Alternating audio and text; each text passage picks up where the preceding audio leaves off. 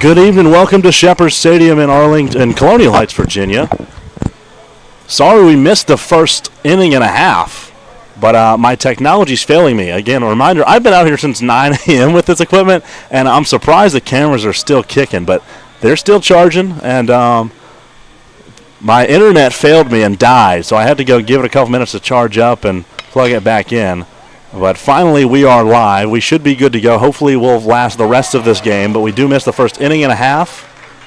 And score, obviously, you can see ECU's ahead, 1-0 early in this one. But we should have a good rest of this ball game. We've got a special guest for this second game. Your name is Owen Roach. Did you say your last name was? Yeah, okay. Owen Roach is joining us. He is a Virginia Tech current player, right? Yeah, okay. Owen, go ahead and introduce yourself. Hello, everybody. I'm Owen Roach, number 11 for Virginia Tech. I turned you up a little bit. There we go. Just happy to be here, running the scoreboard, getting a chance to do this. I'm excited. Yeah, this should be great. So we'll have a little bit of NC State and an VT insider analytics from up here. So all the bump for JMU. I'll update the scoreboard throughout, but let me get through the little lineups. These people want to see this. Who's playing? Okay, so for the Dukes, they're pulling up with the same exact lineup as last game against NC State, if you tuned into that, except they swap out one guy. Owen Reeves is the new catcher, so they're not going to torture Logan. What's his last name? I forget his last name, but Logan Douglas, and catch him for 18 straight innings. So Owen Reeves will relieve him, and then Alex Devins is on the mound for him. For the Pirates, pretty similar lineup, but they shuffle around the order. Stanisiak, Jones, and Jones go back-to-back 2-3. Tyler Mosley of the DH in the cleanup spot. Kessler's moved over to center from left. Wolf moves over to center. They swap positions. Warren still at first. R.J. Harmson moves down to the 8th spot in right. And Rokes is playing third still. On the mound is Lachlan Robbins for the Pirates. At the plate right now is Richard Warren. So I hide that. Okay, we've got a runner on third. That's Wolf, I think. And the infield's in. Let's see. We've got no outs and a 1-2 count. So, again, apologies for being late again, but I've never done 27 innings in a game. I've actually never done close to that. So I don't think I've done more than 14. So we are doubling our normal capacity here. And we've honestly made it a pretty good way without any failures yet. But all right, 1-2. Outside corner, rung him up. Richard Warren is going down looking to Alex Devins. There's the first out of the inning. Is a big out with the runner on third and Luke Wolf. And that brings up R.J. Harmson for the first time today. Oh, and you said you're an outfielder? Yes, I am. Okay, what's the who do you think has the strongest outfield here? Obviously, I think you're going to say Virginia Tech, because that one's drove in deep left field. It's going to bounce off the wall in left, and retrieving it is Ian Schickley out there for the Dukes. It'll be an RBI double from R.J. Harmson as 2-0 Pirates. So, Virginia Tech, y'all obviously have a very competitive outfield. I'm not sure where exactly you stand, with those guys. But ECU also has some good guys. And then JMU showing their right and center guys have really been impressive with the bats this weekend. So what are you thinking about these teams here? Obviously I'm going to say that we got the best outfield in this regional. I think we've got 5 guys. We got a deep bench in our outfield, and I think everyone can play defense, has a solid arm. But, these other teams here, they're great. ECU's got speed.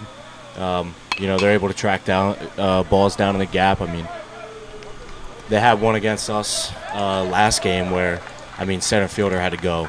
At least 30 feet. Yeah. And then JMU, their outfielders have always been good hitters. We faced them, earlier in February, and they always give us problems. And then NC State, I can't really remember if I'm going to be honest with you, but at this point when you get to regionals, everyone's good. Yeah, that's the thing. As that was Tyler Roach grounding out to second base. It does advance a runner, and that will be the third out of the inning. It's tracked down by right fielder Evan Brobst. We'll be right back for the third inning. ECU has taken a 2-0 lead after 2. We'll be right back. Nate Johnson, Owen Roach on the mic when we return.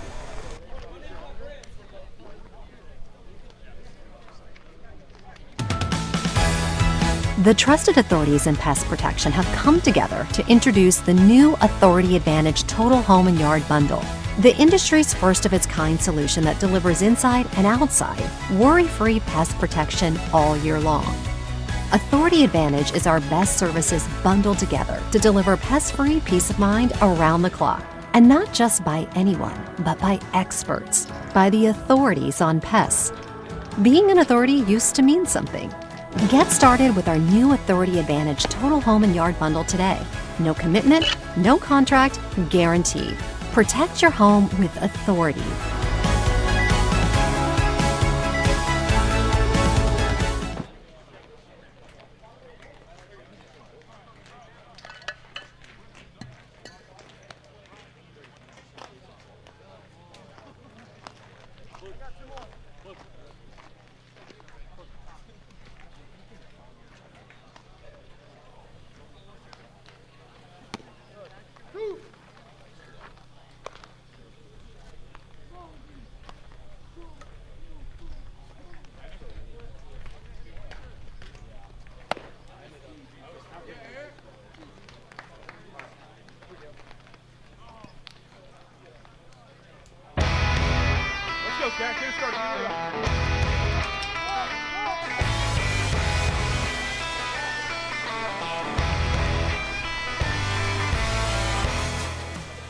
Top of the third getting underway here from Colonial Heights, Virginia.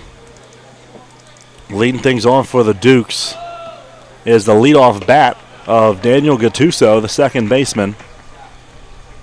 Now, I was a little bit scrambling around, trying to get my equipment working. First time Gattuso came up. Owen, what did you see from him? Do you remember his AB? I am pretty sure that he got out early. JMU had a slow start in the first inning, but came out in the second, got 3 hits. Wasn't able to get any runs across, but they looked good in their last inning. Due up for the Dukes is Gattuso, Visor, and can't remember who the third hitter is. Oh, it's Pop Fallets. Remain 0-2 to Daniel.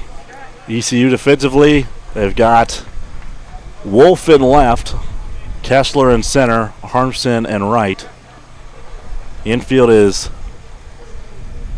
Rokes at third, Stanisek in short, Macon Jones at second. That one hits hard to Stanisek. He tries to backhand it, bobbles it, now throws to first, not in time. It's an infield single for Daniel Gattuso. That was a very sharply hit ground ball to Jay Stanisek at short. It would have been an impressive play, and it'll be an infield single.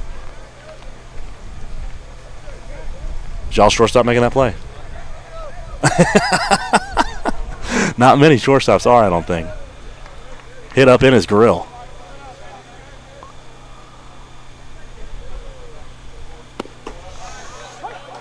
There's a strike on the outside corner to Matt Visor, the shortstop for JMU. I don't think he's making that play either.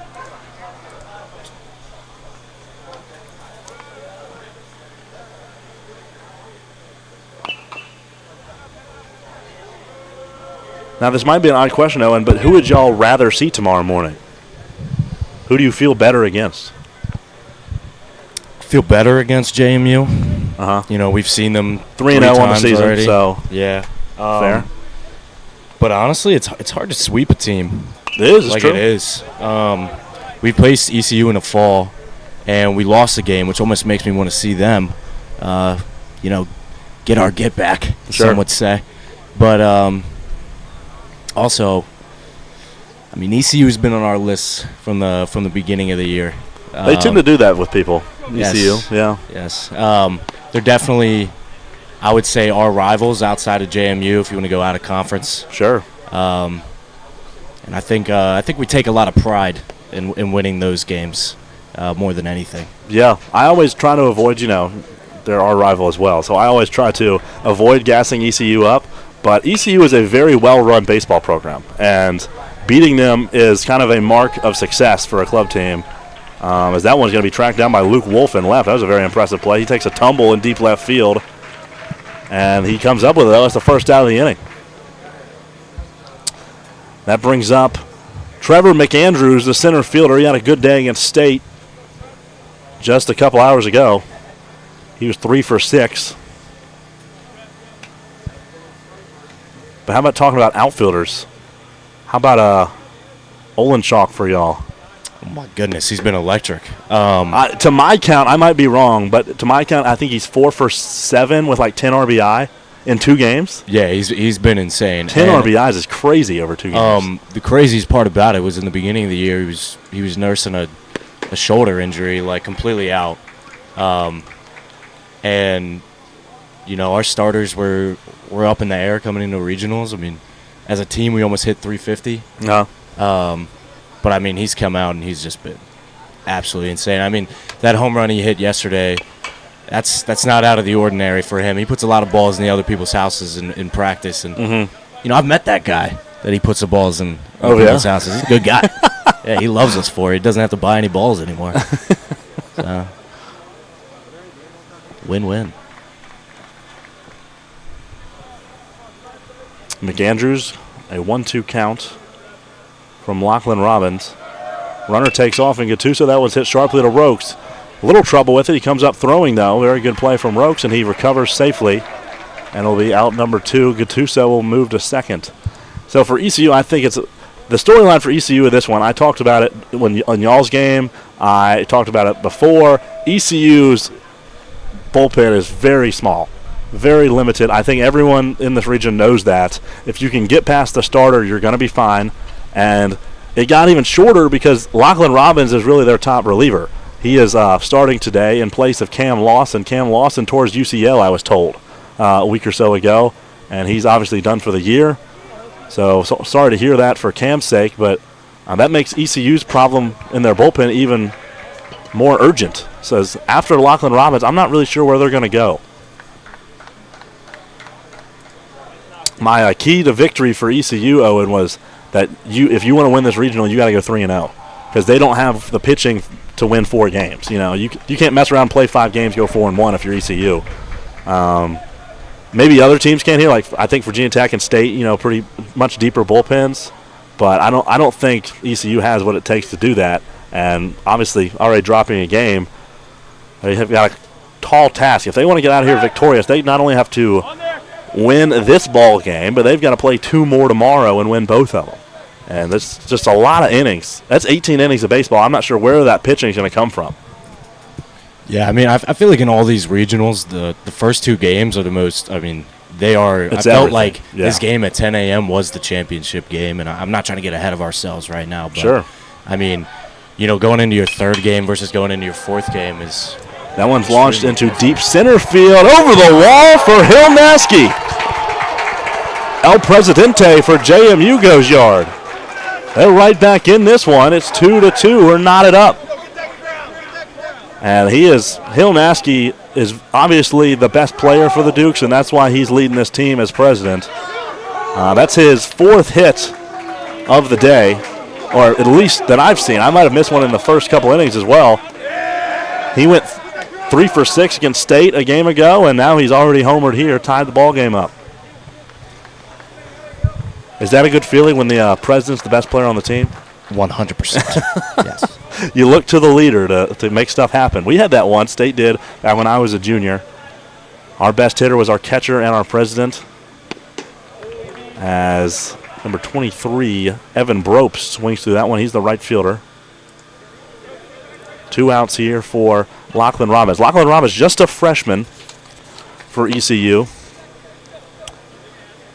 He's 6'3", 210 from Cornelius, North Carolina. Went to Huff High School near Charlotte. They're a very good baseball program. Won state football title this year, Huff did. Lachlan was playing summer ball with college players last summer of the Old North State League, played with a Lake Norman team. When I saw that in my research, I was like, oh, yeah, this kid can play. If you're already playing with college kids as a high schooler, like, yeah, he's a pretty decent addition to the team. There's a base hit from Evan Brobst, and the hitting will continue. That brings up Justin Swerdlow for JMU. Still with 2 outs. Robbins just needs 1 more to get out of this with the game tied.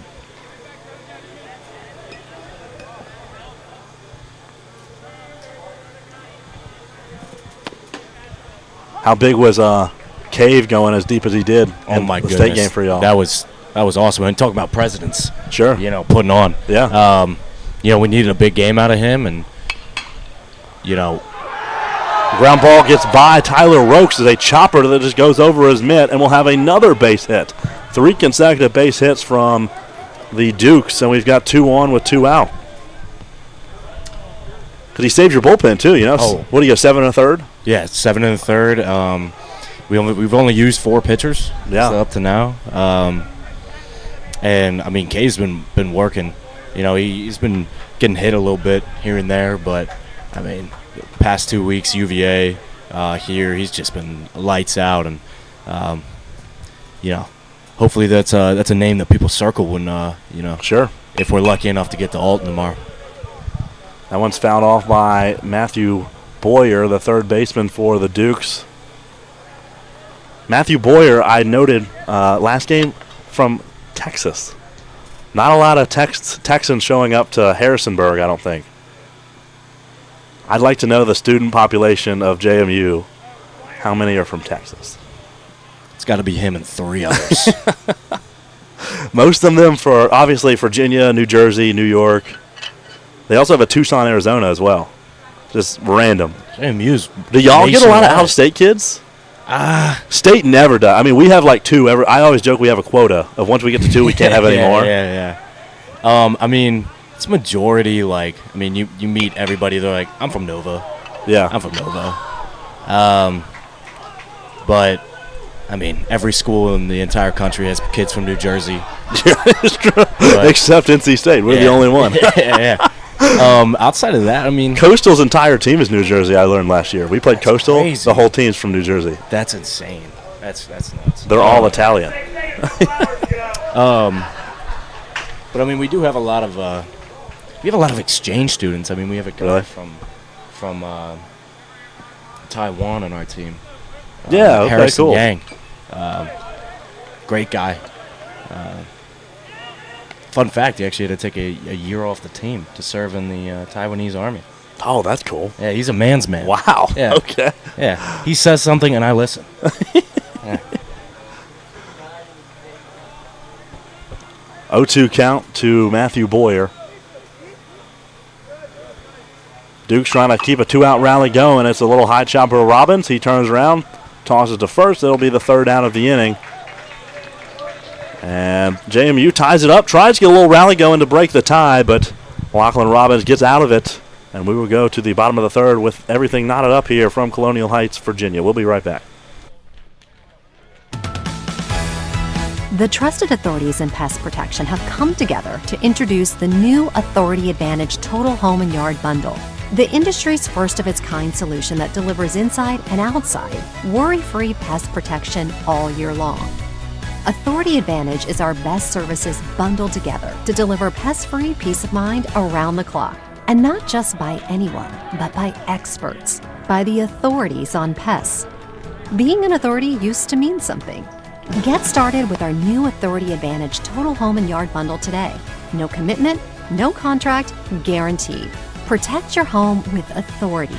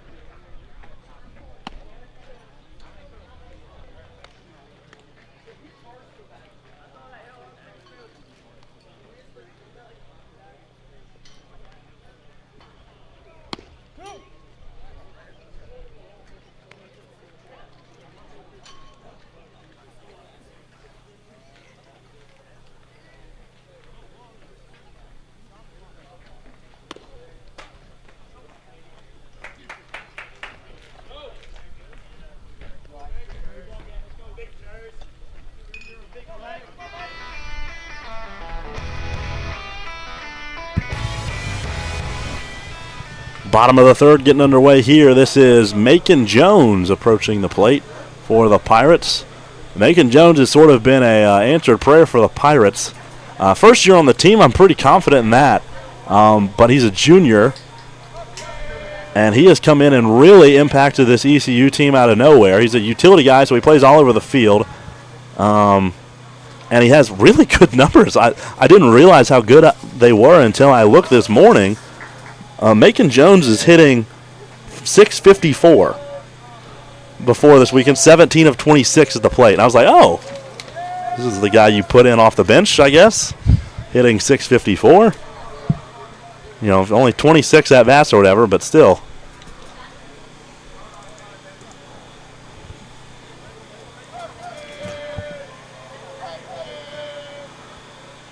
Still out there for the Dukes is Alex Devins. Devins is their number 2 guy on the year, following the starter. I'm assuming ECU saw them on Friday night, the starter being Rocco Albano. He's their number 1 by a pretty good margin. This is Devins, like I mentioned. He's also 3-0 on the year in 4 starts, 25 innings pitched, 5 walks, 15 K, so definitely a pitch-to-contact type of guy. ERA of 2.49, that's pretty solid.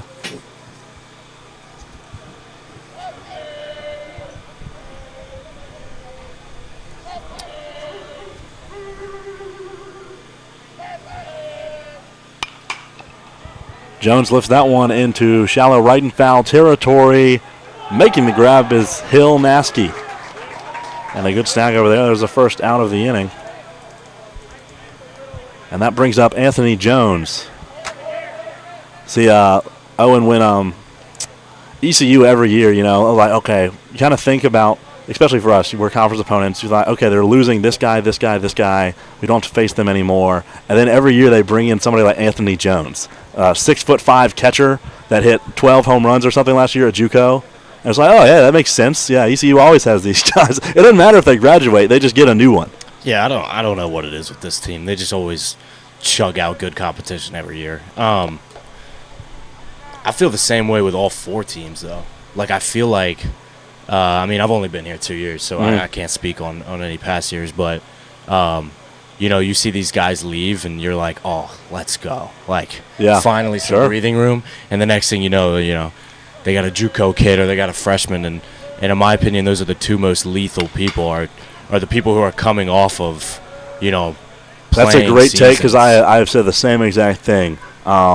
It's 2 things. It's high school freshmen. Usually there's 2 types of people. There's a small percentage of club baseball players. I don't know exactly what percentage is, but it's not 50%. It's what's that are they get better every year at club baseball, and the most people get worse every year.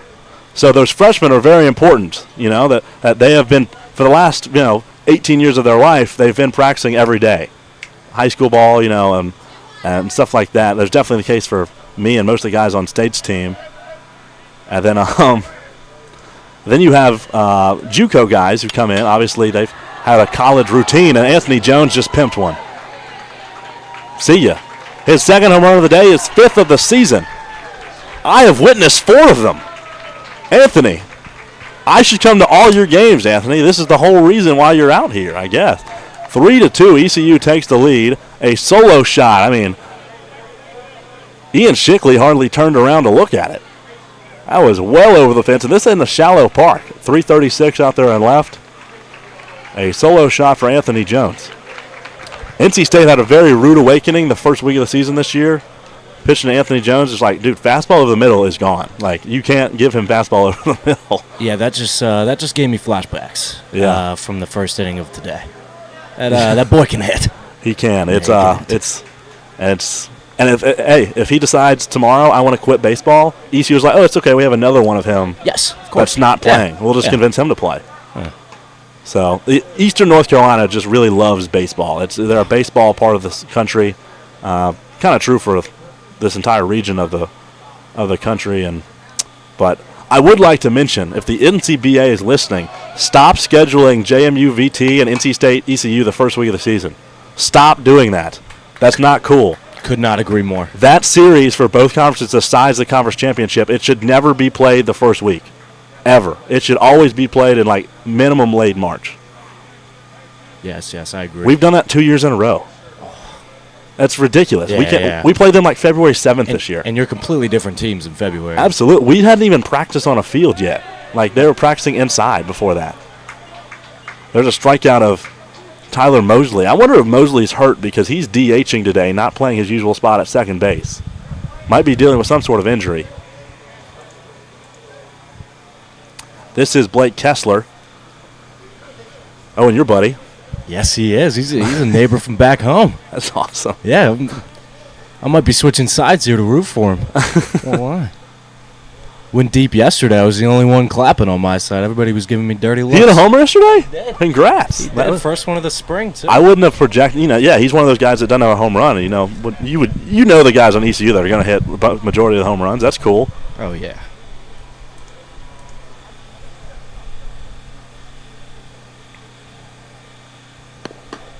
Swung through. It's 0-2 count.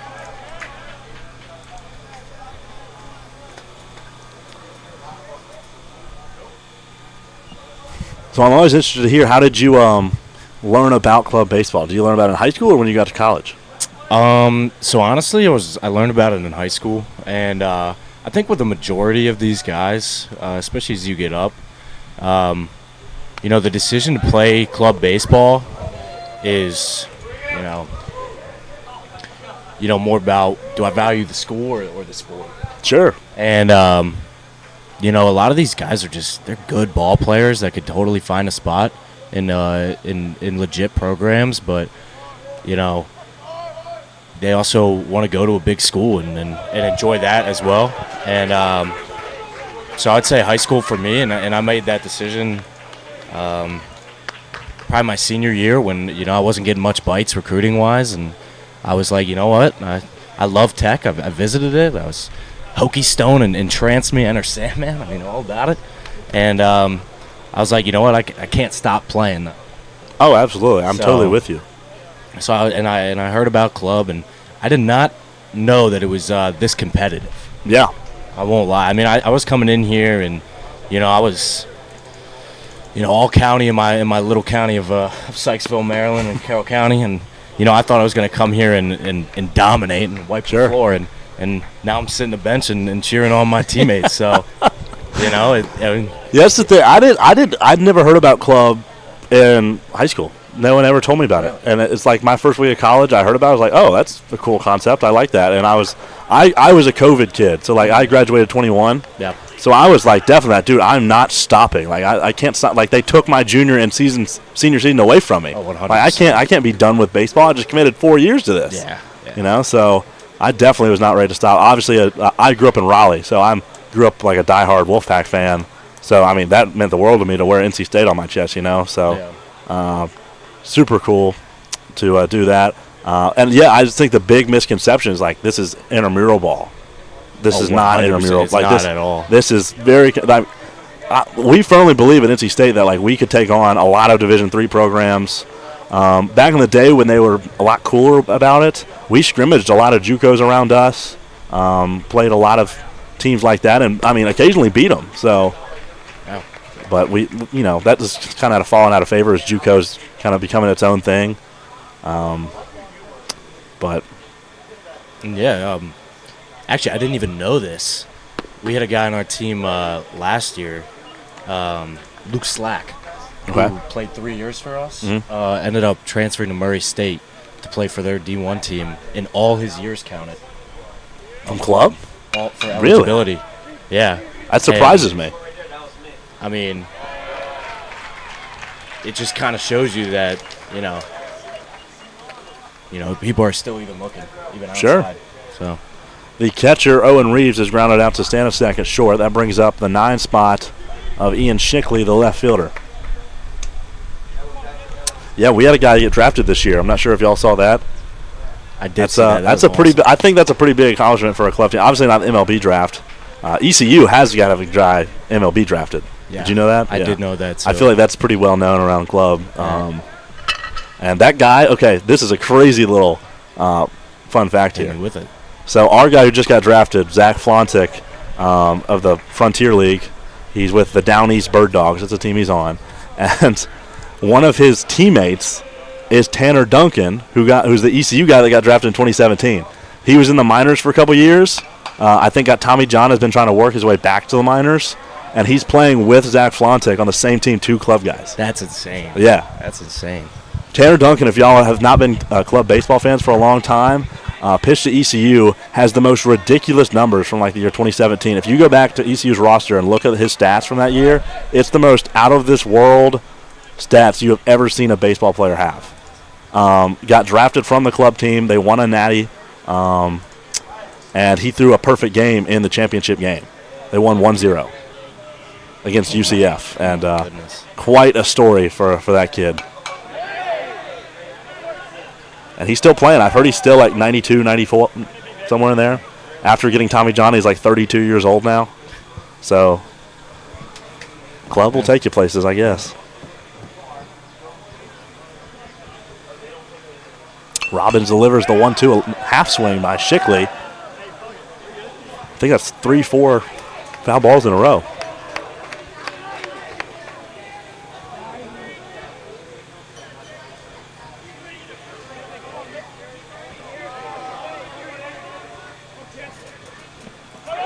Robbins swings at a ball in the dirt, or Robbins entices a swing at a ball in the dirt. Oh, man, the throw was a little wild. Anthony Jones was trying to save that one, and he threw it into right field, but backing the play up is Harmson, so it'll just be a free pass to first base on the drop third strike. Man, I hate those as a pitcher. Get a strikeout, but it's not an out. That's what is that? Worst. Who thought of that rule in baseball? That is ridiculous. As a pitcher, I hate that.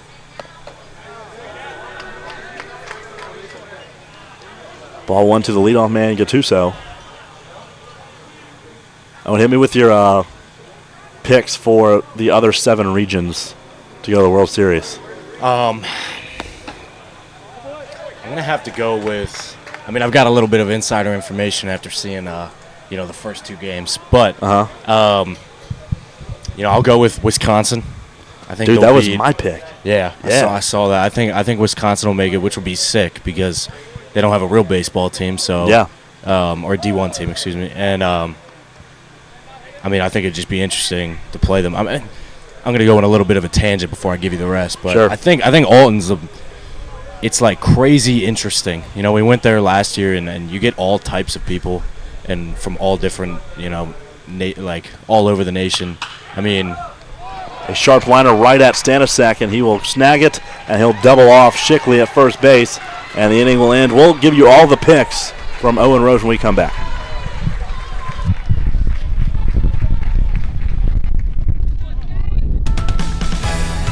The trusted authorities in pest protection have come together to introduce the new Authority Advantage Total Home and Yard Bundle. The industry's first of its kind solution that delivers inside and outside worry-free pest protection all year long.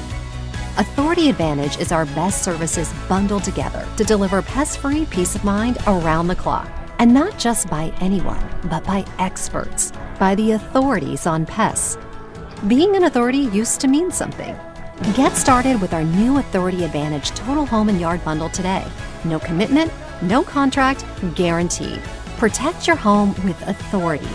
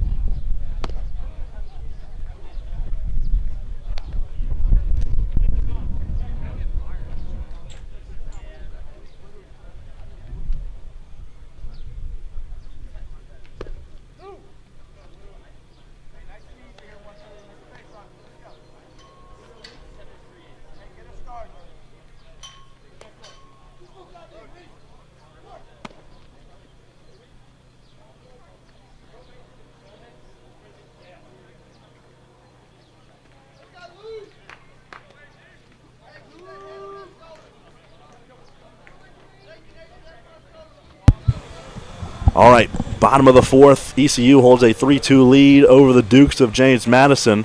Leading things off is Luke Wolf for the Pirates. He was my player to watch, Owen, this weekend because Wolf was a first-team All-American last year in the outfield, hit over 500, and this year has kind of been a little different. He's hitting 294 coming in this weekend, so the Pirates need him to heat up at the plate. Yeah, he was a guy we circled, especially in the fall. He was a guy that we were like, oh God, like, let's pitch him a specific way. Yeah. But, State had a similar thing going this spring. Yeah. He went to Providence High School in Charlotte, one of the best teams in the state. I mean, they're the number 1 seed in the playoffs right now. Yeah. Very legit high school. Mm-hmm. But, I mean, he's good. You can tell he's got a good swing. And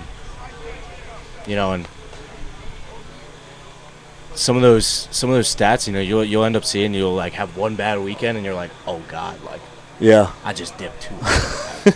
Like, oh my goodness. Yeah, that is a testament to these ECU guys though, that like year in and year out have like 450 as their average. Yeah. Stanisek's been doing it for 5 years. Just every year he's got the same numbers. And there's Luke Wolf, another base hit. I think it's the second of the day.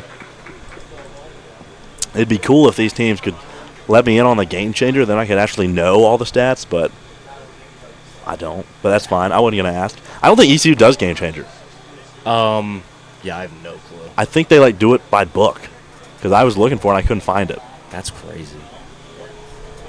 I used to love the book. The book was fun in high school. Yeah. I liked the book. Yeah. I think kind of everyone's converted to game changer though. Oh yeah, yeah. All right, but back to regional picks. So we both picked Wisconsin for Great Lakes. How about the Gulf Coast? That's a weird because that region should be amazing. All those teams should be really good. SEC country, Texas. Yeah. But it's terrible. Ole Miss, LSU, Mississippi State, Alabama, all not very good. Yeah, like Auburn's the best team there, and they have a good record, but I don't think Auburn's very good. Yeah, I don't think I have them. I can't. We played Texas A&M in PCB, and that was a good team. I mean, you can look at this if anyone's interested. They can look at the score, but I don't even think that tells the story. I mean, we beat them 8-1, but that was. That's who I would pick because I have to imagine that's the most competitive team there. But I don't think anyone who wins that, 0-2 in Alton in my book. That's my pick. I mean, Arlington. Oh, good throw there from catcher Reeves. I'm forgetting his first name. Sorry about that. First name, Owen Reeves. Okay. There's another Owen on the field today. And he gets Luke Wolf. Luke Wolf's not easy to get. He is pretty quick on the base pass. He's a center fielder for the Pirates. There's the first out of the inning. Richard Warren at the plate for the Pirates. Okay, but continue. But yeah, I I cannot agree with that enough. Arlington Baptist, we saw them last year. They went 0-2, and they were highly talked about. Yeah. It's just because they destroy everyone in that region, but, like, in SEC country, club baseball is just not, like, a big thing. Yeah, it's like, not the same. You go down and you either play JUCO, you play Division I, or you quit. Like, I just don't think it's a cultural thing there. Yeah. That one hits sharply. The third baseman gets by him. He still could make a play, though, and it pulls Naskey off the bag. Did he apply the tag? He did. Hill Naskey is really saving JMU today. Not only with the 2-run shot to tie this game up an inning ago, but defensively as well at first base. The president is holding his own. That brings up R.J. Harmson. Harmson's a Raleigh kid. So they've got a couple Raleigh guys on their team that go to ECU. And I was like, dude, he could have been a state guy. Like, I know there's a bunch of Raleigh people that go to ECU, like go to Greenville. But still, I just can't help to, like, man, hometown kid we lost out on. That one's lined into left. It'll be down for a single. And it gets away. Harmson will stay where he's at. Kind of a errant throw there back to the infield. So now the Luke Wolf caught stealing at second base, now really burning you. You could have 2 on here with just 1 away, but instead just a runner on first and 2 outs for Tyler Rokes, the 9 spot. All right, next to Mid-American, Creighton, Mankato, or Minnesota State. I'm not sure if do they go by Mankato or Minnesota State? You got to kind of pick one. And I can't get their branding down, but they got to be. I've been calling them Minnesota State. Yeah, they got to be. But Creighton, 100%. That's Creighton's a good team. They're really good. Also, we saw them last year in Alton. They're like, power of friendship to the max. I mean, they're all friends. They're all like good for boys. Them. And they're just a team like. I saw that Minnesota State took them to extras last night. That's really cool. Good for them. They've never been to the playoffs before. So Minnesota State's like the Cinderella story in club baseball this year. That'd be really cool for them if they could pull it off. But obviously now in the losers bracket. Yeah. And I mean that looks like a super competitive region in terms of. Like, yeah, I agree. It's weird to me that Creighton only played. They're like 11-5. They only played like 16 games this year. I was like, Creighton, what are you doing? You got to play more games, dude. Like, you're in Omaha. Nebraska made the wild card that year. I guess Nebraska's a solid team, but I think Creighton should probably handle them. Yeah, and then also Colorado hard to lose that first game. Yeah. I'll skip the Mid-Atlantic. Everybody knows my pick. Yeah. Well, that one's kind of the cake is already kind of baked on that one, in my opinion. Let's see what's next. I'm trying to think. North Atlantic. Penn State's pretty obvious pick there. 3-time national champs. There's no way. And they play in a crappy division or a crappy region as well. There's no one up there that can challenge them. Yeah, no. Please prove me wrong, Boston College or Northeastern or St. Joe's, but I doubt you will. Harmson takes off. Rokes hits this one to the third baseman. And he'll throw across the diamond. Naskey's going to tag him out again. And the third baseman, Matthew Boyer, gives a hat tip to Hill Naskey for saving his butt twice in an inning. And we will go to the 5th inning. ECU up a run on the Dukes. We'll be right back. The trusted authorities in pest protection have come together to introduce the new Authority Advantage Total Home and Yard Bundle, the industry's first of its kind solution that delivers inside and outside worry-free pest protection all year long. Authority Advantage is our best services bundled together to deliver pest-free peace of mind around the clock. And not just by anyone, but by experts, by the authorities on pests. Being an authority used to mean something. Get started with our new Authority Advantage Total Home and Yard Bundle today. No commitment, no contract, guaranteed. Protect your home with authority.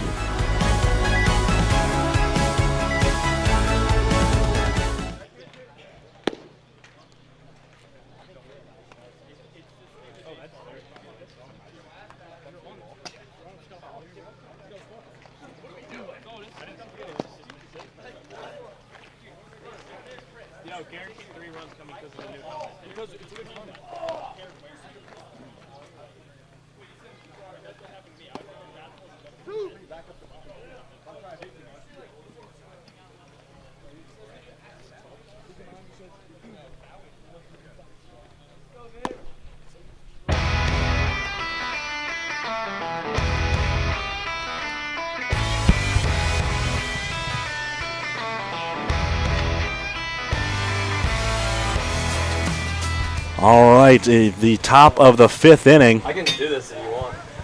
Sit up here. Is there extra chair? Yeah, you can find a chair, I'm sure.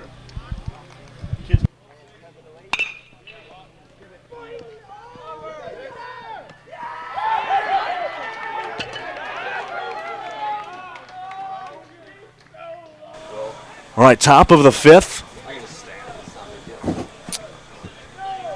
Missed that first swing, but it was a swinging ground ball to the right side, and Mr. Visor, I think is Matt Visor, I think is who on first base. They ruled him out.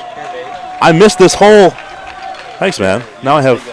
That's our hotel number. Okay. 48, and I'll take that card. Okay. So that's what we're Cool. gonna be in. Cool. But the pit might.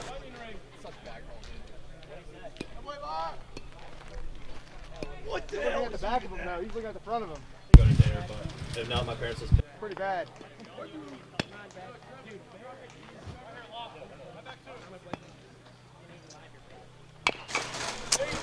All right, Robin, swinging bunt. Throw to first, and there's 2 away. McAndrews is retired. Visor, I missed the whole. It's a little bit busy up here in the booth. Dude. We're getting NCBA Now comments right now. Oh, we are? I see these umps are so biased. Sorry that I couldn't fill y'all in about like what was going on. It's a little busy up here in the booth right now. We are 8 hours into our all-day broadcast here. We're basically 24-hour streaming at this point from the Mid-Atlantic. I can't believe my equipment is still working, to be honest with you. We got 2 outs quickly for the Dukes. Has Penn State allowed a run yet? Please let me know in the comments here, Ned. They said Penn State is already in the championship by way of 2-run rules. They've automatically put them in the championship game. Oh, okay, in the regional. I thought you were saying they automatically put them in the national championship.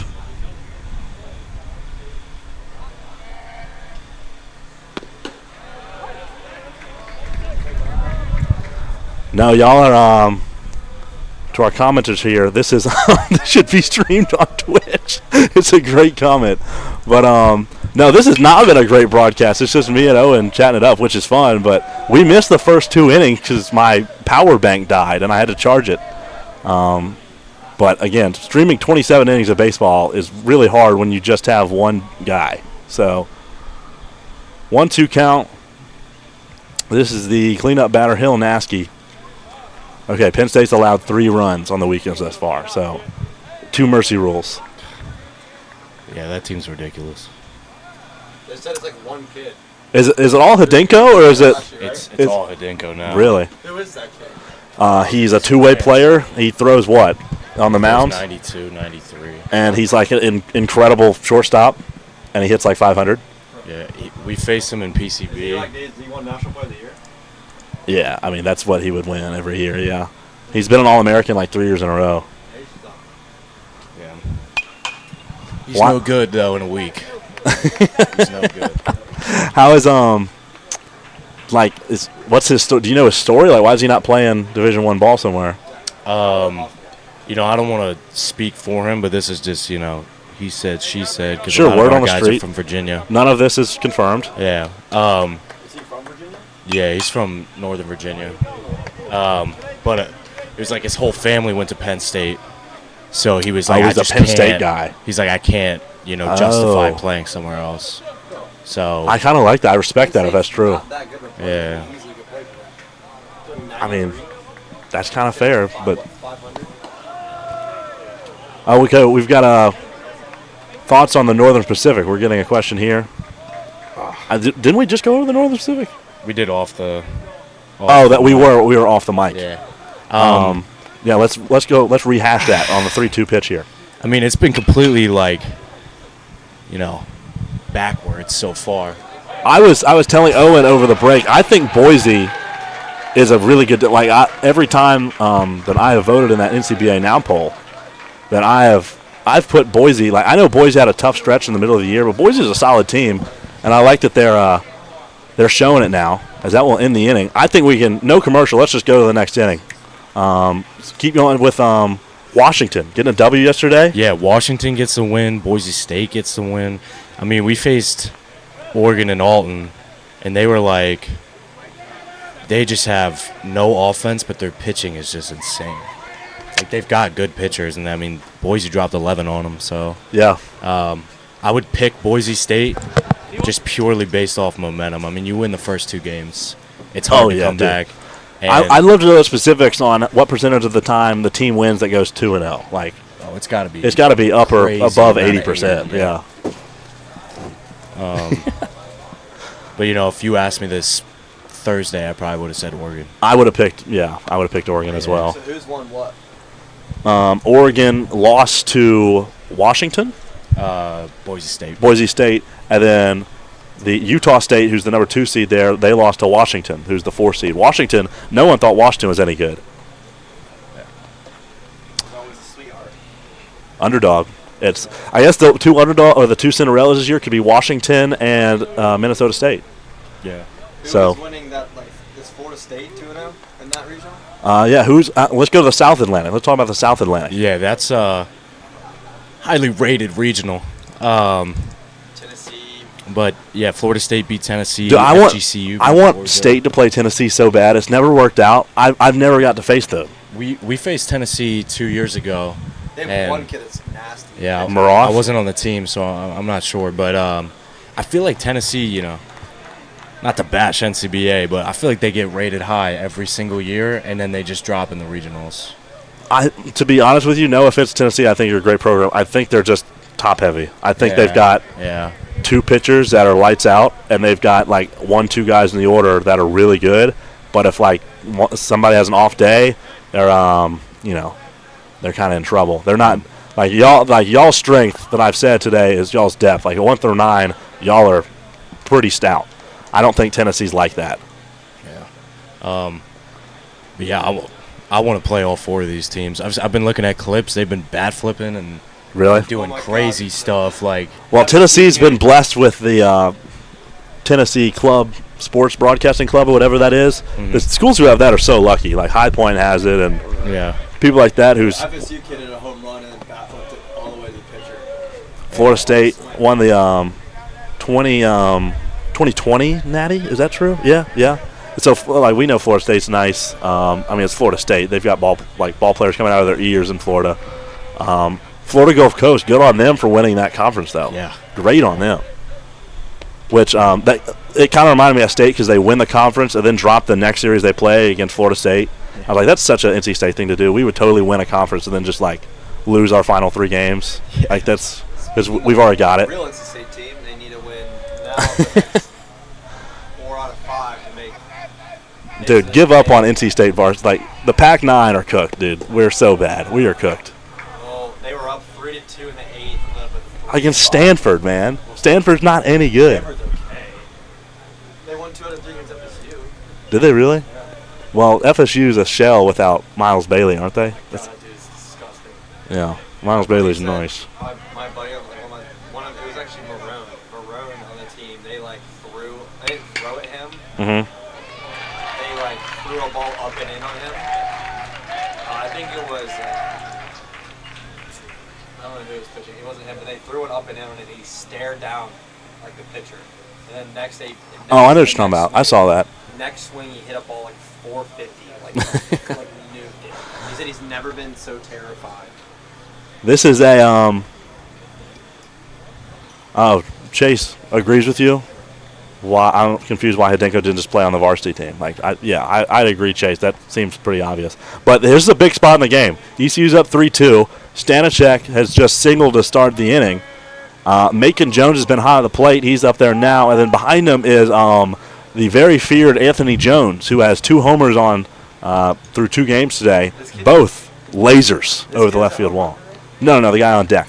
Their both last name is Jones, though, so a little bit confusing. Except one's 5'7" and one's 6'7". Anthony has another home run today? Dude, he's way farther than the first one. You missed it. Way farther. Like left fielder. Yeah, it's on the stream. Left fielder didn't even turn around. How far up is it a thing? Like way far up. It cleared it? The first home run against Tech today was like a line drive. Dude, way over the net, dude. Good God. Yeah, Yeah, they have. This 1, 2, 3 is 1, 2, 3, 4. Honestly, is pretty nasty for ECU. This kid is disgusting. But also shout out Hidinko. That's a sick name. Hidinko. Jay Stanisiak Stanisiak was also the 2025 player of the year. Yeah, I mean, Jay Stanisiak, I mean, I hate to, again, they're our rival, and like I have a little bit of hatred to ECU, but it's a respect sort of hatred because, you know, it's ECU. Jay Stanisiak is, yeah, dude, he's legit. Yeah. 2-1, nobody out for Jones. This is a very dangerous spot for pitcher Alex Devins here. Stanisiak takes off. And that's fouled. Oh, it doesn't. Deep. It's carrying. Is that a third one? It's a third home run! Anthony Jones. Oh, my goodness. That's a huge swing. I did not think that was even close to being called. I thought that was a pop-up to center field. I just kept carrying. At, like, the deepest part of the yard.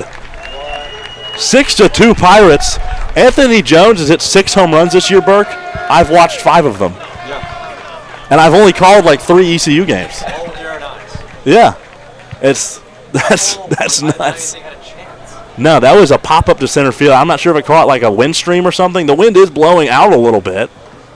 I mean, I just caught a nice breeze, I guess. we got some insider information for this field because a lot of the tech guys play Oh, yeah? in the CBL or whatever the league is for the Tri-City. They're like, this field is a boom box. He's like, if you get it up, it's out. Really? And they're like, I mean, each college game it'll be like 12-10, 11-9. Like, guys are just hitting tanks. That'll be the day for Alex Devins, the starting pitcher. Like, I mean, I hit a ball yesterday that I didn't think I really got that well, and it carried all the way to the wall. Like, I don't really have. No, the first game, Ned, was his first inning of the Tech game as he had his first home run. It was a line drive. Like, it hardly was 100 feet in the air. Oh, I mean, and it was straight over the fence. clearly gone. The next 2 very high home runs. I mean, that was so. I mean, I couldn't see it. It went so high. He Like, picked the one that he hit over the net. yeah, he did. I mean, he got to, honestly. They're putting in Nick Focella, number 65 for the Dukes. What's that kid's last name? Jones. Who? The kid that said another one. Anthony Jones. He's a senior, 6 foot tall, 200 pounds, from Newtown, Pennsylvania. Went to Council's Rock North High School. The dimensions of this field, we're getting another question. 336 to left, 335 to right, and then center it's like a corner. It's not rounded. It's a corner in center field, and it says 374 in front of it, but it looks like it goes even farther to left field. Like left center looks deeper than center, but that's just me. Yeah, that's the same way in left. The Yeah. fence is like slightly. It's like ahead of it's an angled 336. fence. It's not a rounded fence. We'll see how Focella fares. His numbers on the year: 1-0 record in 4 appearances, 11.2 innings pitched, a 3.09 ERA, 8 hits, 4 runs. All of them earned 6 walks to 10 Ks. 3 homers for Anthony Jones over the day. 2 in Game 5, 1 in Game 3 against Virginia Tech. Nate popped a question in the chat. I have to guess that the easiest place to hit a home run here would be the gaps, though. Yeah. Yeah, not straight down the line, definitely not. Or yeah, I guess that slanted wall in center could be. As playing center, it just like everything just jet streams out. Like if you get caught in the wind, like with any sort of backspin, I feel like it has a chance of being gone. Well, I mean, we had. Eli hit a ball yesterday that was like I thought was a pop up and it hit off the top of the wall. Like Vargos. Yeah, Vargos was a wall scraper today. This is Tyler Mosley, and I have a suspicion that Mosley's nursing some sort of injury. He's not. He comes in today with a batting average, or this weekend, of 467, and he's kind of been a quiet out today. He's DHing. He's not playing the field, so that's my sneaking suspicion that he's nursing some sort of injury. ECU's also missing Braden Collins, their 500 hitting first baseman. He's nowhere to be seen. I'm not sure if he's hurt. He's had an injury. Injury? So there's definitely a couple guys for ECU. They also, if you missed it earlier, they're missing their Game 2 starter, Cam Lawson. He tore his UCL a week or so ago. So ECU's down a couple guys. And important guys at that. But they still have that main core of Stanisiak, Wolf, and Anthony Jones. And me and Owen hit it on the head earlier of saying, like if all these guys quit baseball tomorrow, ECU could find 9 guys just as talented. Easily. Like it doesn't matter who's on the team; they're gonna be good. Yeah. And they've got like 40 guys. That's crazy.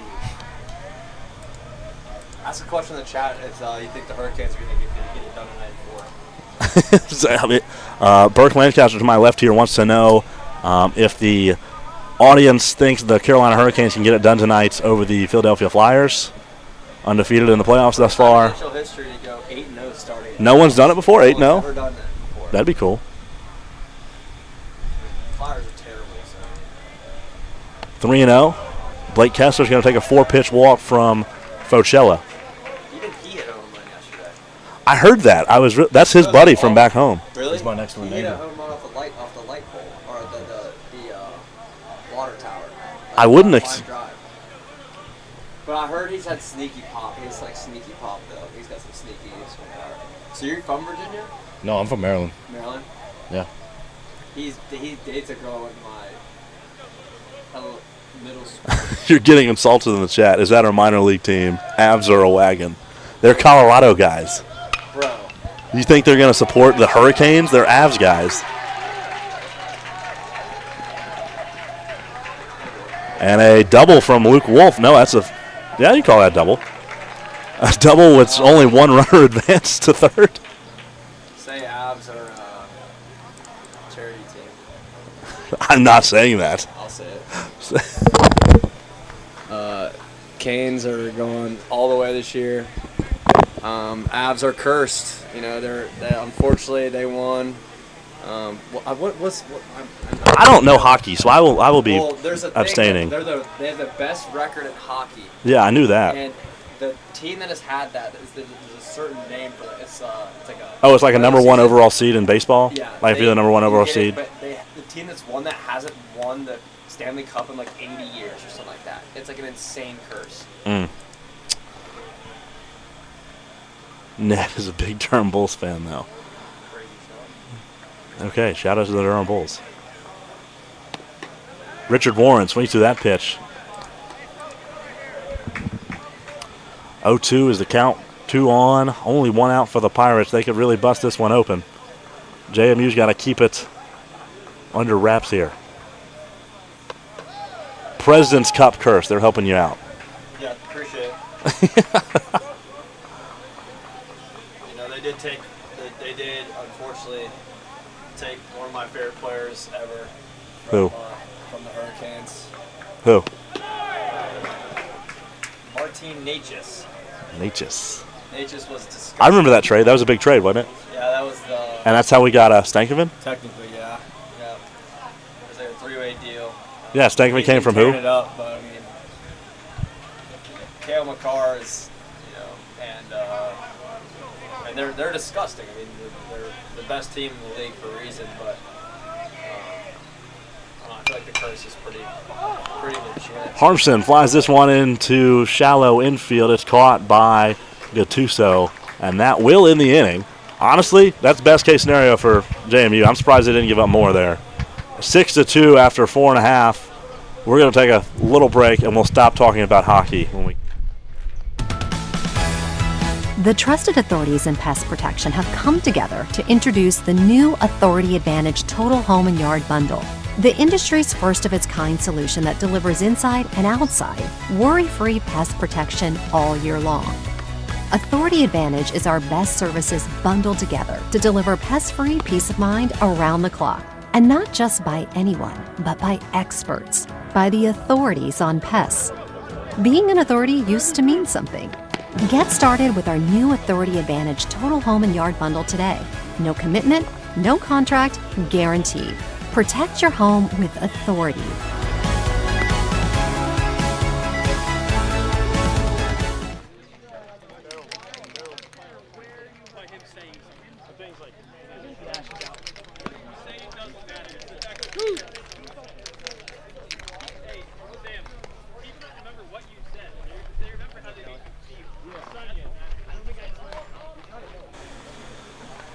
All right, top of the 6th. Chase and Ned, thanks for all for tuning in. They're our entire chat at this point. Mosquito Authority. I don't remember if it was Chase or Ned that commented when we were in Florida. It was like, dude, I'm gonna seriously think about getting Mosquito Authority for my home, and it made me laugh so hard during the broadcast. So thank you all for commenting. Let's see. Had a Bull Durham, great movie comments. Yeah, I like Bull Durham. I have a take on Bull Durham. The 30 minutes of Bull Durham that's about baseball is great. The rest of the movie's not even about baseball. No. But Kevin Costner makes the greatest baseball movies ever. Yes. It is Bull Durham. Field of Dreams is number 1 for me. And then For the Love of the Game is also a fantastic movie that no one's ever seen. Yeah.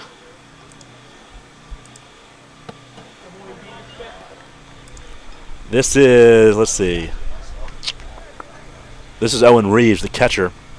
JMU, the pitching is very slim at this point. They have used Albano, Devins, Chiefitz. That one skied into right. That's going to get down. Nice little single from Owen Reeves there. I think it's his second single of the day, isn't it? The backup catcher coming in for JMU. Impressing. They might still have Connolly. Big arm for them. And then Connor Fox is a big arm. He was an all-region player last year, Connor Fox for them, but has only thrown 5 innings this year. So I was also wondering if he's hurt.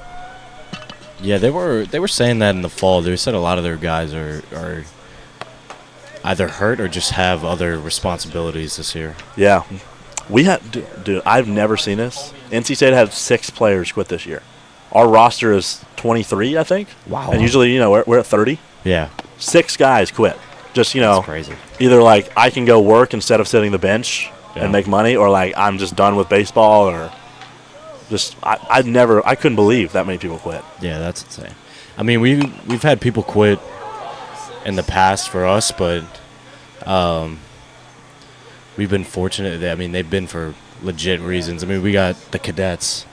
So we've had 2 cadets, or 1 cadet quit who was like, I can't handle the schedule, which is fair. I mean, they're up at 4 in the morning, and then we've got practice at 4:30. So it's like it's got 2 days in one. Is there a cultural problem in Raleigh? I wouldn't describe it as a cultural problem. It would be a culture shifting. That would be my advisory way to say it. But no, I think it's just like, to be totally honest, and not to like toot my own class's horn, but my class, I feel like, really changed the mentality of the team from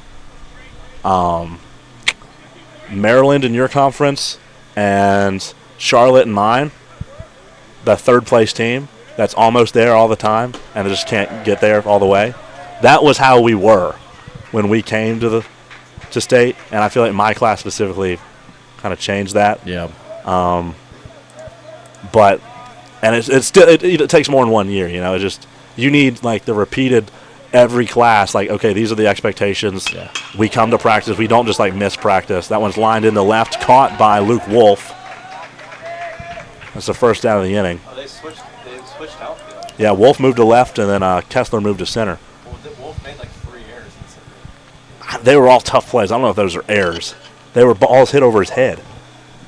And he's pretty quick. It was pretty impressive just to get to him.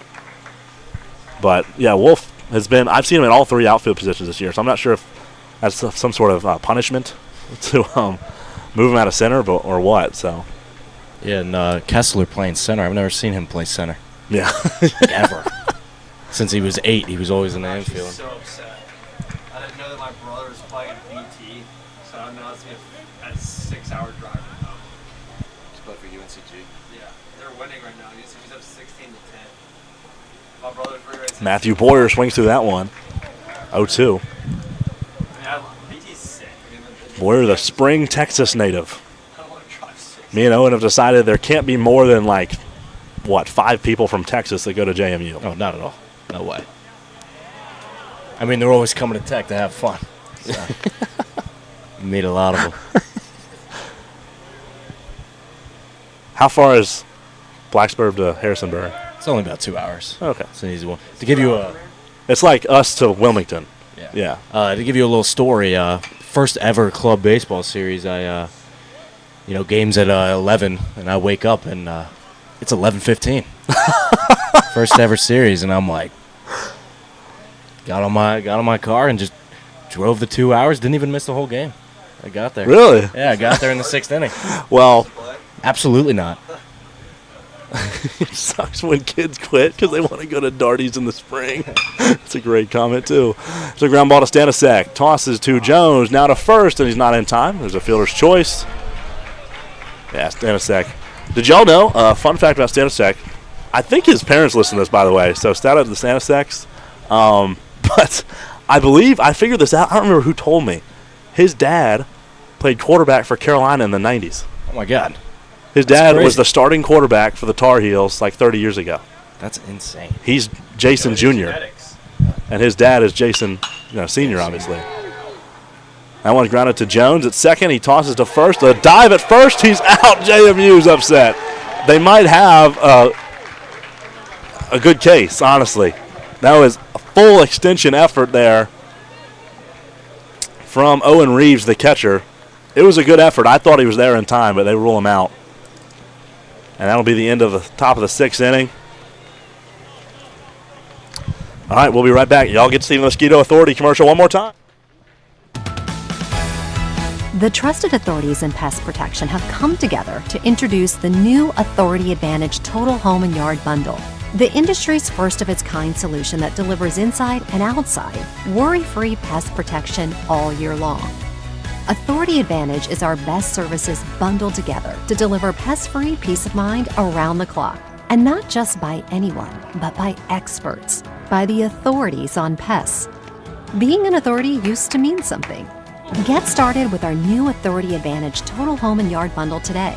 No commitment, no contract, guaranteed. Protect your home with authority.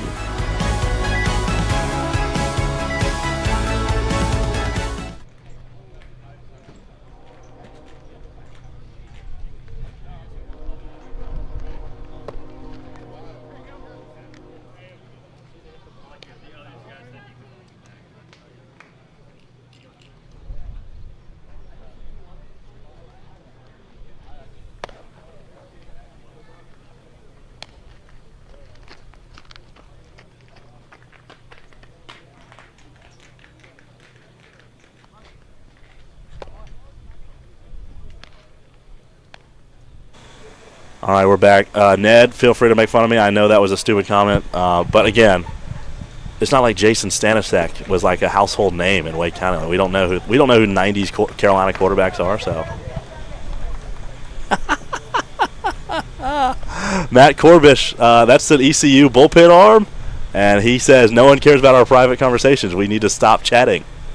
Matt, I don't think you're going to get your wish there, buddy. We're having a lot of fun. Is there a cultural problem in Raleigh? Yeah, this is when I talk about guys quitting. Oh. Gotcha.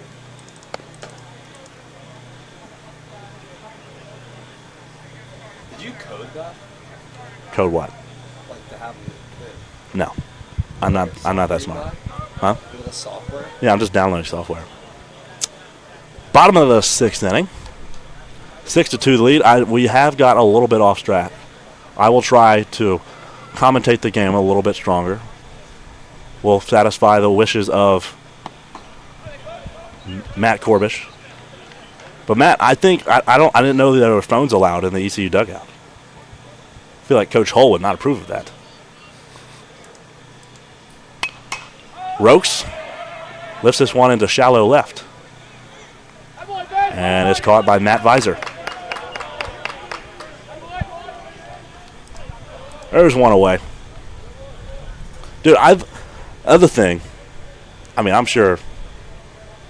I mean, no, y'all, I've been out here for 12 hours, dude. I'm delusional. Yeah. I can't keep watching baseball. Got enough baseball. I've seen so much baseball today. Yeah. I mean, I'm glad I'm doing it, but. Are you here tomorrow? Yeah, I'm going to do it. Yeah. I'm going to, like, wake up and be like, man, why am I doing this? I just need to go home, especially if y'all lose the first game. Oh, I'm like, why am I here? But it'll be fun. I'll try to keep it professional tomorrow. Championship game and all. And the third game of a triple-header, you know you're not going to get serious commentary. Come on now. No, not at all. I hardly give him serious commentary in a doubleheader, much less a triple-header. This is my club baseball, guys. Them anything but stories. This is club baseball, fellas. This is not ESPN. We have fun here.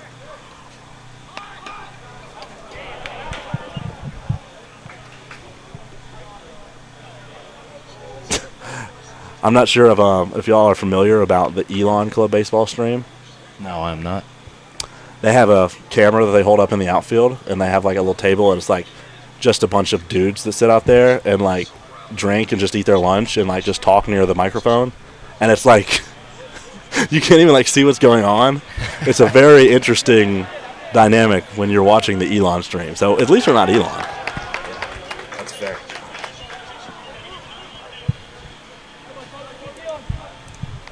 Second out of the inning, a strikeout for Focella. JMU is not out of this game. I mean, they're only down 6-2, so the bats wake up a little bit. Lachlan Robbins has really settled in, though. Here's Macon Jones.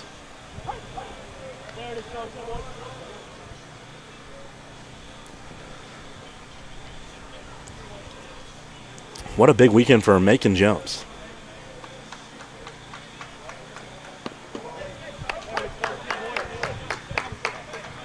Chase, please do not bring up that video, please, of Elon rushing the field after they beat us. That was a bad time in my life, Chase. 0-2.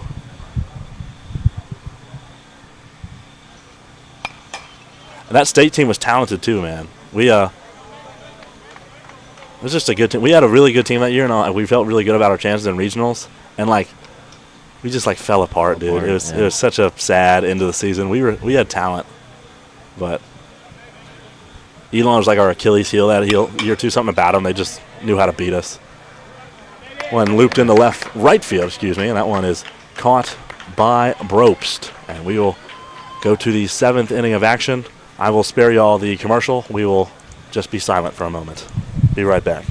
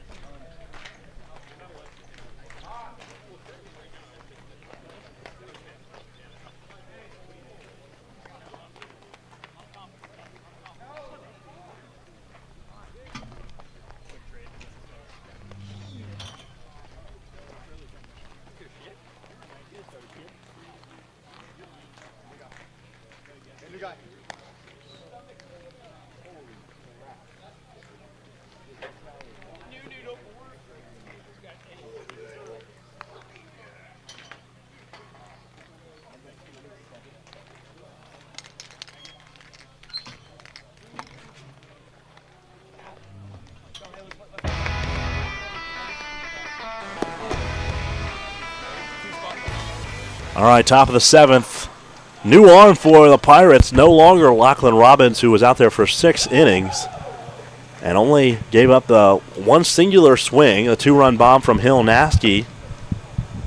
That tied it at 2. ECU's played it 4 since then, but it's 6-2. And coming in to the game for the Pirates is number 27, Tucker Cap. And did we not call it? We said the bullpen is pretty light. Yes. Like everyone knows, the bullpen's very light. Tucker Cap has 1 appearance on the year. He's thrown 1 inning. Oof. So let's see how Mr. Cap fares here. I mean, he's put in a big spot. You're in the 7th. You're trying to set up, your closer, if you want to call him that.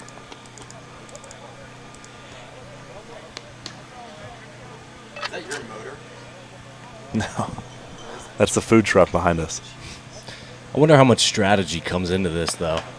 You know, are they comfortable with a 4-run lead and just running him out there? If he's got no innings.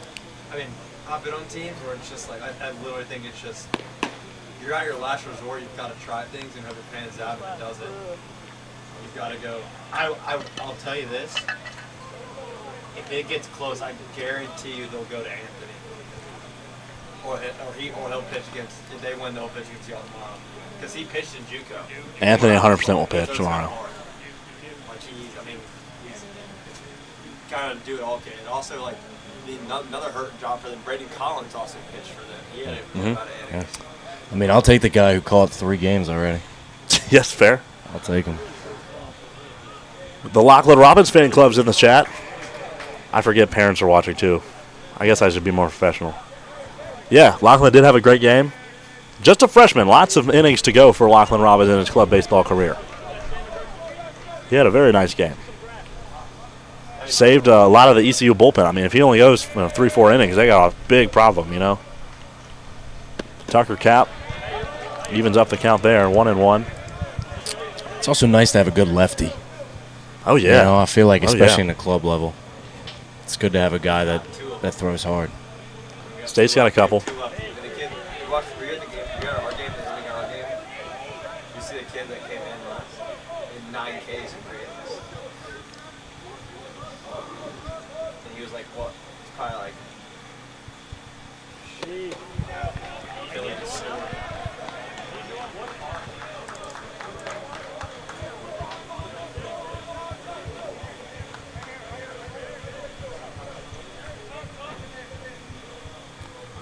3-1. Tucker Cap comes home with way upstairs as a 5-pitch walk to start to the 9 spot of Ian. What's his last name? Shickley? Is that his last name? I think it's his last name. Yeah, Ian Shickley. Can never walk the 9 batter. Nah, you don't know. You don't want to walk a 9 batter. How about y'all's 9 batter? Tyler Smith? Oh, yeah. Dude, every time he came up, I mentioned the fact that Tyler Smith hasn't gotten out yet this weekend. Yeah. He's I'm not sure if y'all are tracking that. We are. He is 5 for 5, I think, with 3 walks or something. Yeah, he was our one hitter to start the year. That makes sense. I mean, you talked about it in the video. He was struggling a little bit. He was your best player last year, is what I thought. Yeah. So we had to go a different route, but I mean, I feel Their like we center have 2 fielder. one hitters. Yeah. Oh, dude. Yeah. You lead. I mean, if your 9 spot doesn't get out, I mean, what a huge advantage for your offense. 0-2 to the leadoff batter, Gattuso. He's got a runner in scoring position. Shickley swipes the bag. JMU, this is their opportunity to get in it. Got a reliever with not much experience on the mound. Ground ball to shortstop, Stanishek. Throws it across, and there's 1 out. It'll advance the runner, though.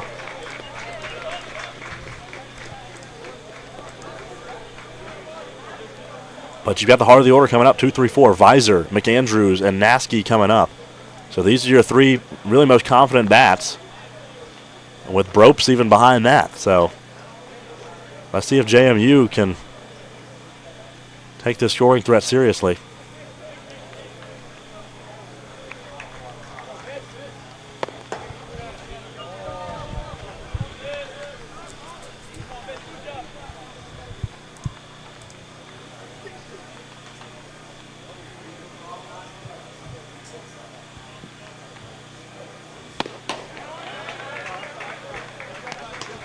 Oh, no, 1-1. Mm-hmm. what was your thought on the umpire when I hit that sack fly and they said originally that it wasn't a run? That was pretty ridiculous. How was that even possible? There was a moment back in the NC State JMU game. NC State has a sack fly, but we had a guy on first as well. He was trying to tag to second, and they threw him out. And they're like, the run doesn't count. When, like, the guy crossed home plate well. But, like, in some scenario where you get the guy out first before he gets home, yeah, that doesn't count. But, like, it was pretty obvious the guy. And he already was crossing the dugout. Yeah, he was well, like, past home plate when the guy got out. So they corrected it. It took them a weirdly long time to correct it. But that one hit into left field. That's down for a base hit. An RBI single For Matt Visor, it scores Ian Schickley, and it's 6-3. The Dukes back in it. You might know more about this, but I was talking to that kid, and they have 2 kids from their D2 team pulled up because I guess through this year they've had some injuries. Yeah, I've heard about that. I'm not too privy on them. So the but right fielder and the shortstop were both on their D2 team. Interesting. Pretty sure their D2 team's pretty He good. said they're pretty solid. Yeah. Do y'all have a D2 team? No, we do not. No hate to teams that do. I don't want one. I wouldn't want State to have one. Yeah, I wouldn't. It's want too one much either. to manage. Yes. And then it's like, okay, do you call guys up for the postseason? Do you leave them down because like the D2 teams in the postseason? Yeah. Like, it's just too much to manage.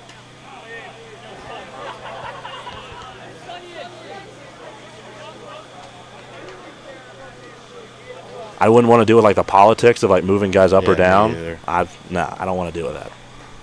Parents sending emails.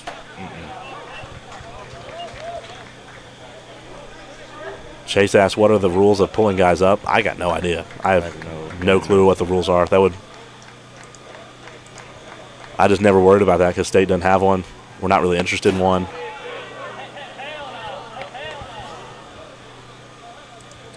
Two to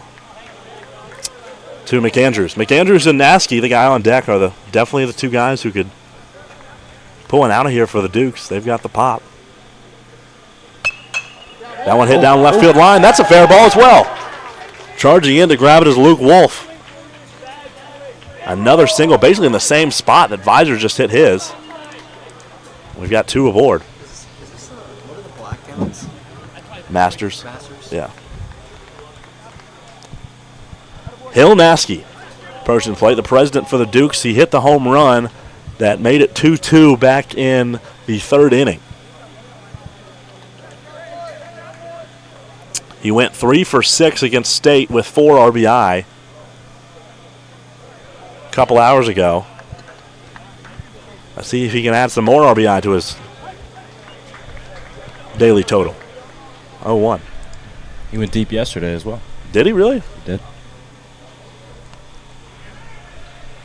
Yeah, JMU, because we played them in the regular season back in 24, and then we played them last year in the playoffs and this year in the playoffs. It's a lot of the same players. Like Naskey's been on the team the whole time. Yeah. I could probably name you some more, but like probably 3 or 4 guys that have not. It's not changed. They've been playing. They don't really change up the starters, I guess. I don't know, but I mean it's been pretty much the same guys every time we play them, and this goes back to 3 years ago.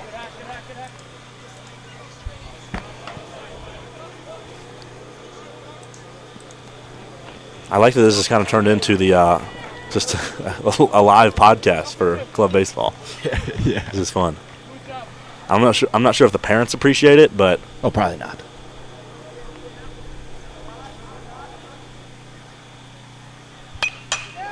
lined up the middle. Stanisiak grabs it.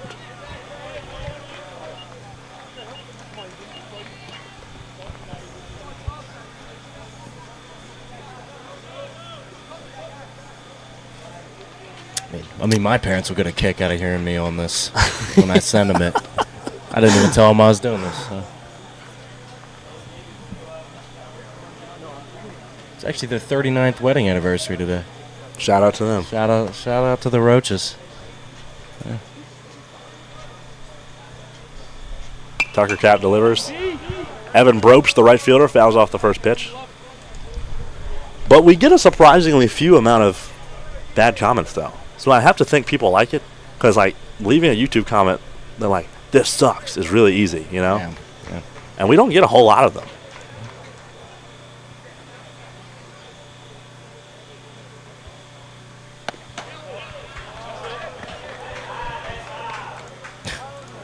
We had I don't know if you definitely would know. I'm not sure if Chase and Ned and all the people in the comments were listening to the state game. We had people like exchanging information, like flirting in the chat, like in the state game earlier. Okay. It was very odd. Finding love in the NCAA. And someone commented, "Who needs Hinge when you have club baseball live?" Exactly. I was like, "This is crazy. I've never seen this." Yeah. And that's a crazy way to say you met somebody. I know. That's awesome. I know. It was like, "What's your Instagram?" It was like, whoa. Yeah. Hey, you don't get that on ESPN. There's no comment section on ESPN. No, exactly. This is interactive. If you comment, we will talk about it if it's appropriate.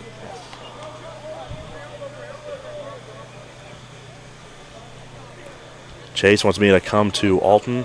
We'll see. We'll see if the NCBA wants to pay for another hotel. Would you do it? I don't know. Because I wouldn't be broadcast. They have a broadcaster. They do? Oh, yeah, they do. Yeah, Yeah, he's Ryan. He wants you to correct this umpire is really, he wants the count to be right. If you have it wrong, he will stop the game and make sure you have it right. Yeah, he's been letting me know all day, yeah. It's I underestimated how hard it would be to commentate and do the scoreboard. And try doing game change at the same time. I've done that as well. Stanisiak made it look pretty, and the umpire rewarded him. He might have been safe. Y'all can go back and check it. That's the beauty of being on YouTube. You can go check it for yourself. But the entire JMU side of the stadium here thought he was safe. But Stanisiak made it look really nice. It was a very graceful play, and I think the umpire rewarded him. And a player for JMU here, this is number 16, Logan Douglas. He wants to go talk to the home plate umpire about it. And I'm sure the home plate umpire is going to say, hey, I didn't make that call. What are you talking to me for? Seems to be pretty respectful, though, here.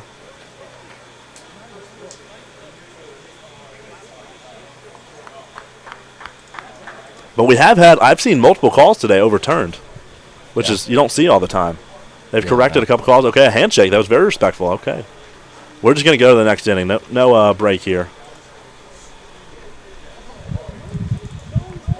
So JMU gets a run back, but kind of left a couple on the board. I feel like there's an opportunity for more there. But Tucker Cap, shout out Tucker Cap. We were downplaying him only through an inning, but that was a good inning, solid one there. It was. I mean, ECU just needs to get out. Because ECU, even if they give up runs, like ECU can get, like their offense is fine. They can get them back,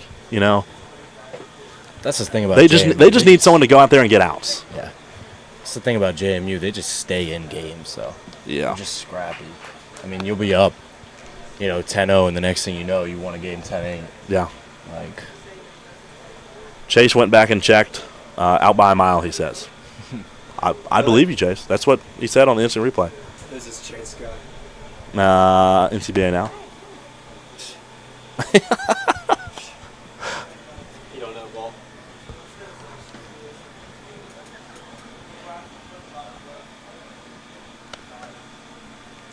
Fochella's back out there for the Dukes. That's Chase if he believes in bias, because in the NCBA now, rankings are biased.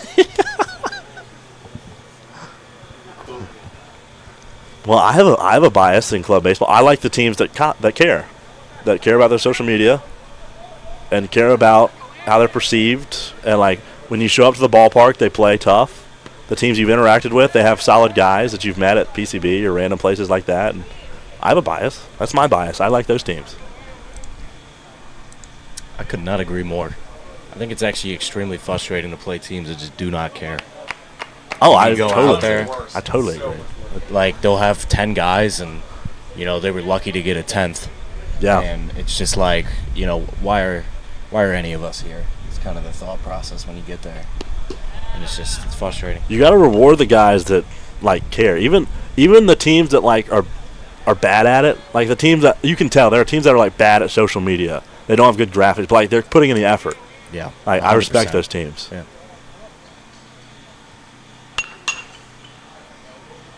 Anthony Jones lifts that one, but hey, it could carry out of here, I guess, the way he's been hitting the ball today. It won't, though. It'll drop in the glove of Ian Shickley and left. Out number 1 for the Pirates.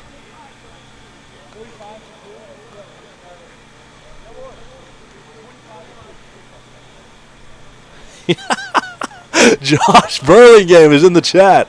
How about that idiot in the turtleneck today? Oh, absolutely Josh, ridiculous. Did you hear my comment? I made a comment on it. He did, and he's all salty about it as if he didn't wear a goofy turtleneck. Their cleanup hitter today. Is that your boy? He's on Virginia Tech, and he wore a turtleneck today. And I don't remember when, but at some point in the game, Yeah. and Yeah, let a single up on a ground ball to second base. Yeah, that guy. But at some point in the game, I said, Josh, man, I think it's too hot to be wearing a turtleneck. Yeah. Hey, Josh, all about that drip, though. Yeah. It's no big chain with an I'm him pink arm sleeve and a headband. I'll tell you that. Their guy? JMU guy? Yeah. You? You have that? You wear that? Oh. Oh, no, that was not our VT representative Owen making that comment. That was our NC State rep Burke Lancaster making that comment.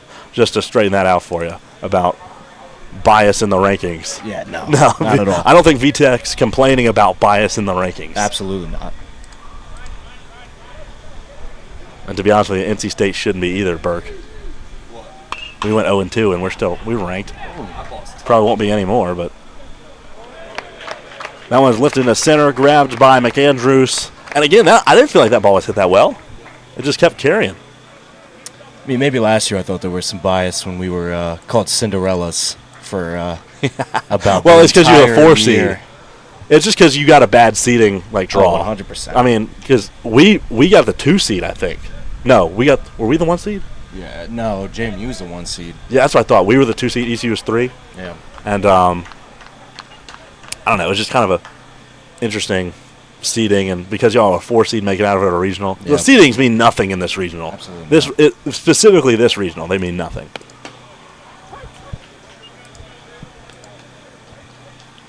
And all 4 of these teams will be competitive in all. Yeah, That's the thing. I agree.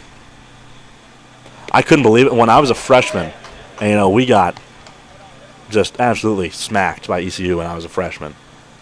I got to see real competitive club baseball, and then they go to the World Series dude, they're gonna win it all, and they go 0-2 in 22.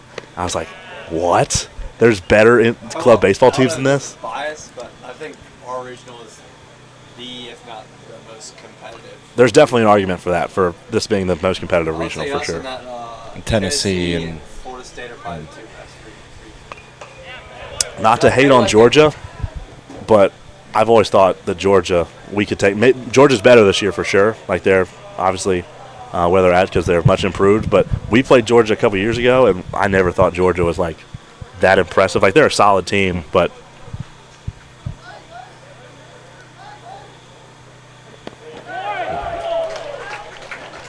not blowing anybody away though. There's a strikeout from Focella, and that will end the inning. ECU goes quietly. 3 up, 3 down. Focella's just kind of chugging along. We will go to the 8th. We'll be right back in a moment.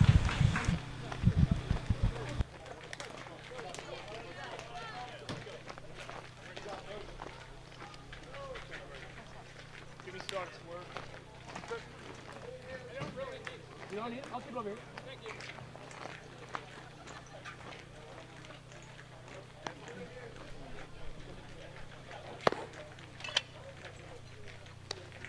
Hey, be smart. Slow out. Get your pitch, let's go.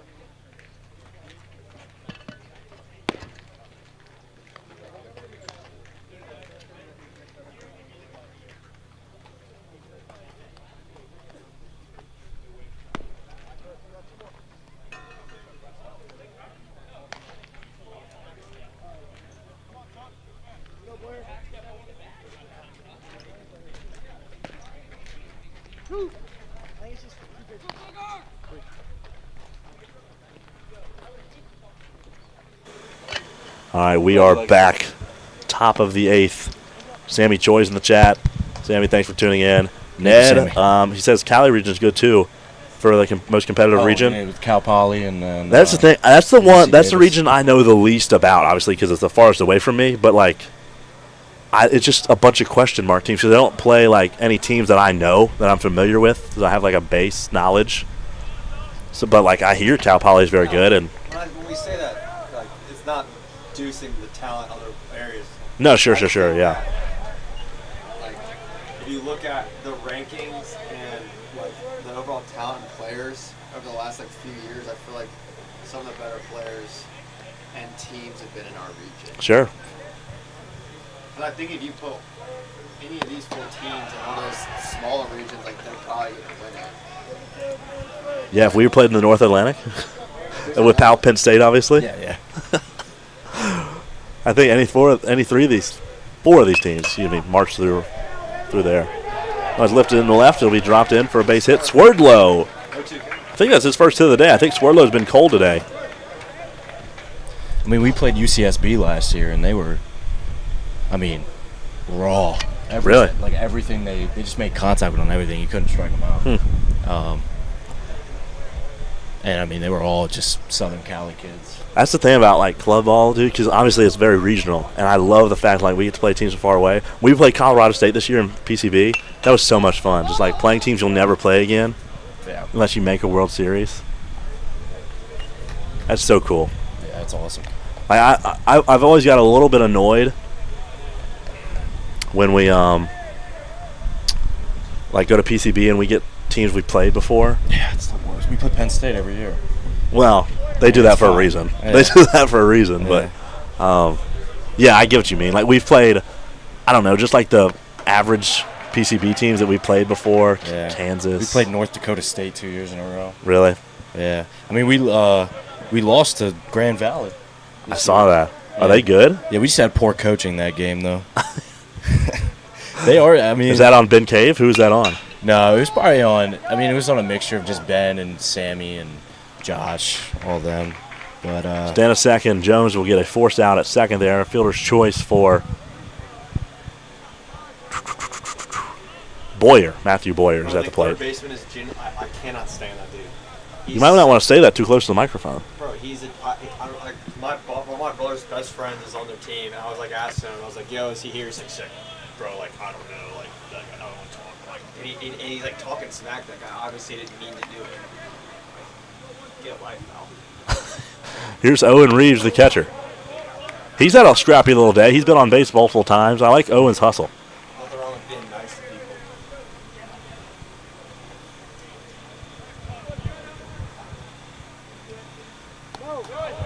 Chase wants to know when's the last time the Mid-Atlantic won a title.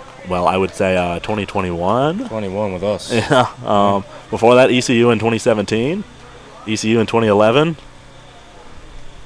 That's about all I can name you. But point made.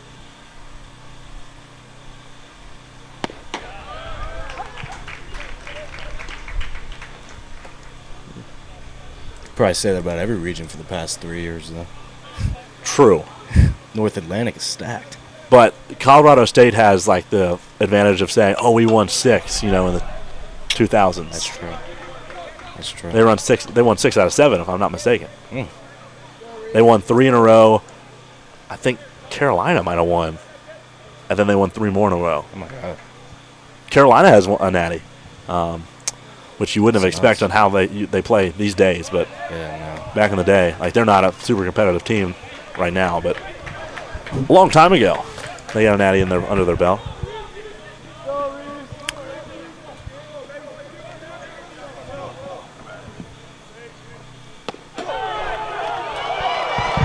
Oh no! That was. Oh man! I hope y'all can pick up what just happened. Owen Reeves, the catcher. I just mentioned about him being scrappy, and he's had a lot of heart today. You can tell he's playing with a lot of energy and emotion, and he just really hyped up the bench for walking on a full count, and the umpire reared back and yanked the chain on him, caught him out. These umpires love the delay. They love a late strikeout call. Other guy literally he would K you and he would stare at you right when you turn around and he just strikes you out like right there. They love the 2 away for the Dukes. That's a big out. Now there's a 9-spot Ian Shickley. Swings through that one, 0-2. Tucker Cap. Talk about a guy coming in and performing for the Pirates, keeping 6-3 lead. Nate, going back to what you said earlier, you just gotta have a guy show up, and this guy's got to eat innings. He's showing up. Go out and he's pitching.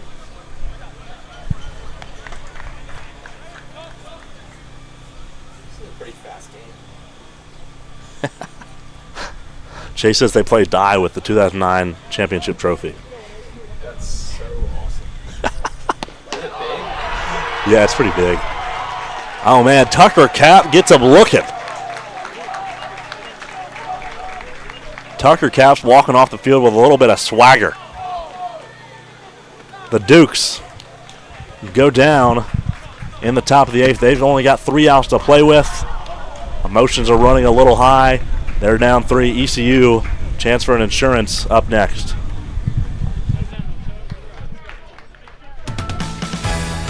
The trusted authorities in pest protection have come together to introduce the new Authority Advantage Total Home and Yard Bundle, the industry's first of its kind solution that delivers inside and outside worry-free pest protection all year long.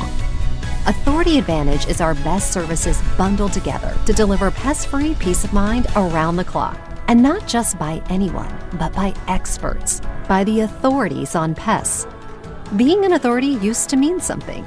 Get started with our new Authority Advantage Total Home and Yard Bundle today. No commitment, no contract, guaranteed. Protect your home with authority.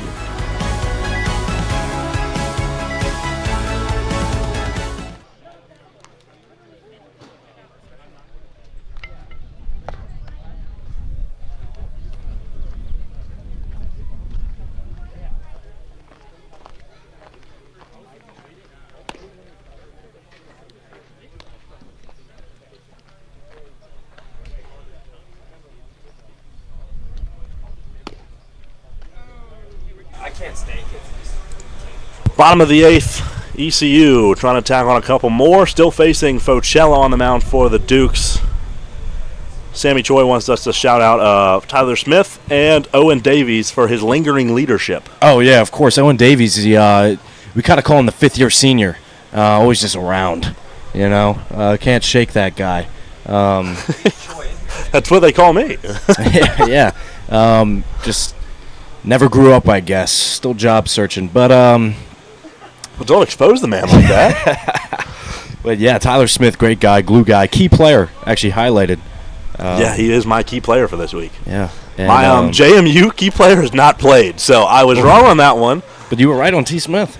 I was right on Smith. I'm right on the state key player, and I'm right on Luke Wolf, who's up to the plate right now for ECU.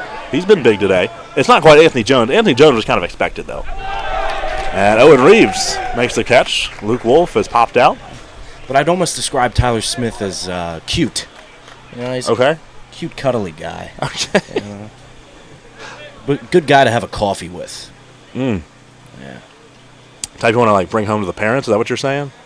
Yeah. Yeah. Yeah, Yeah. Yeah, he actually has a girlfriend at... Is that the kid you're talking about? He's from Raleigh, isn't he? Yeah. He's actually got a girlfriend who goes to NC State. He's at graduation right now. Tyler Really? Smith. Yeah. So, wow. A little bit of bias. Absolutely no clue. I'm going to be honest with you. He went to Leesville. No, Owen Davies is who you're talking about. He's talking about Owen Davies. You're talking about Tyler Smith. Yeah. Owen Davies went to Leesville. He's talking about Tyler Smith. I was when he was talking about. Oh, okay. He was like talking about the fifth-year senior. I was talking about him. Oh, okay. Okay.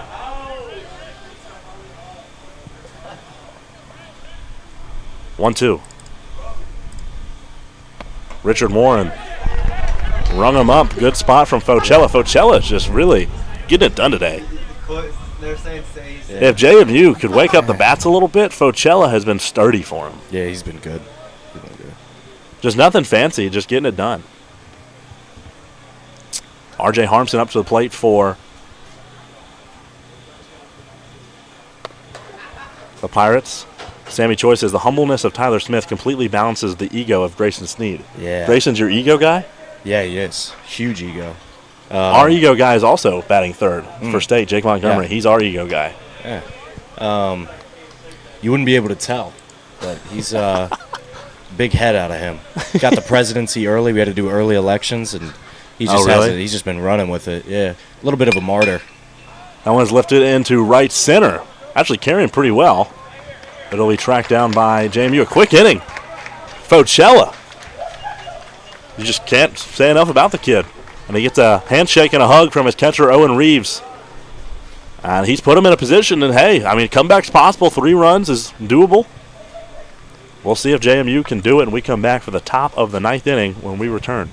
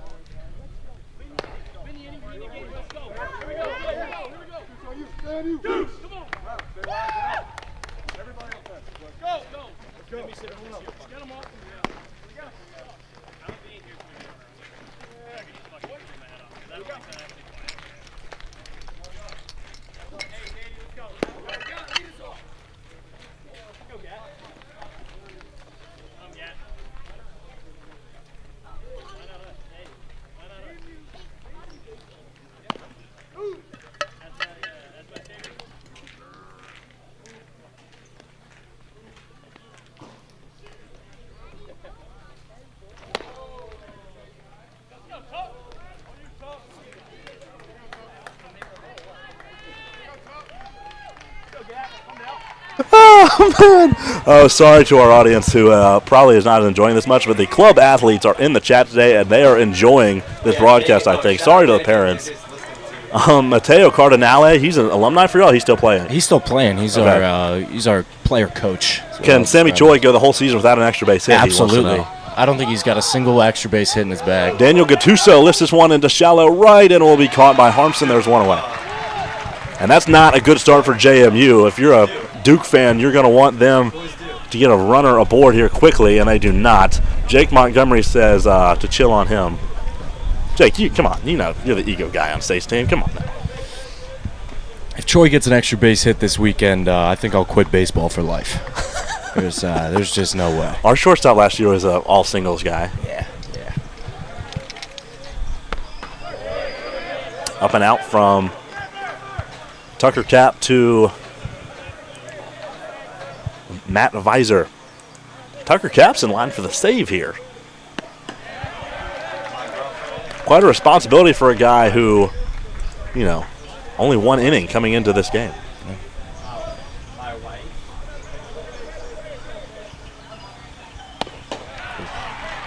Swings through it. Chase says, I heard Tanner Duncan's pitching tomorrow for ECU. If they bring him back, dude, y'all might be in trouble.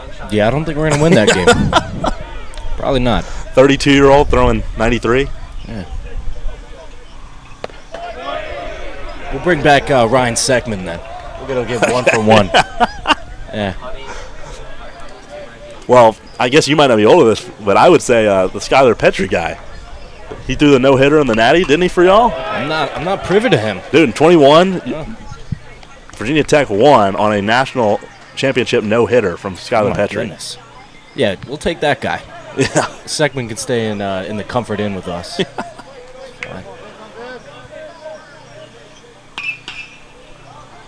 One's lifted in the left. Luke Wolf snags it.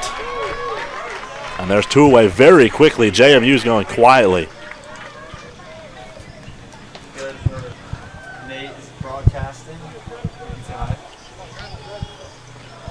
Ned wants to know if we can keep the live stream going all night. Maybe at the hotel we'll have to start it back up for the Yes. Just a live podcast in the hotel. Chase corrected me. Perfect game, not a no-hitter. Wow. Oh, that's good. There's a base hit. Okay. Trevor McAndrews is trying to wake up the dugout. 2 quick outs. And Trevor McAndrews says, we're not done, fellas. Hill Nasky, the best bat for the Dukes, is coming up to the plate. Nate Bailey says that you need to have a professional job in this because your voice is so soothing. It's wonderful. And it's very impressive, and she appreciates all that you do. Hill Nasky up to the dish now, 0-1.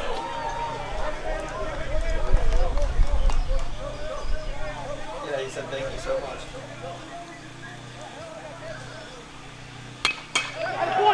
And a liner in the left again. The Dukes are alive.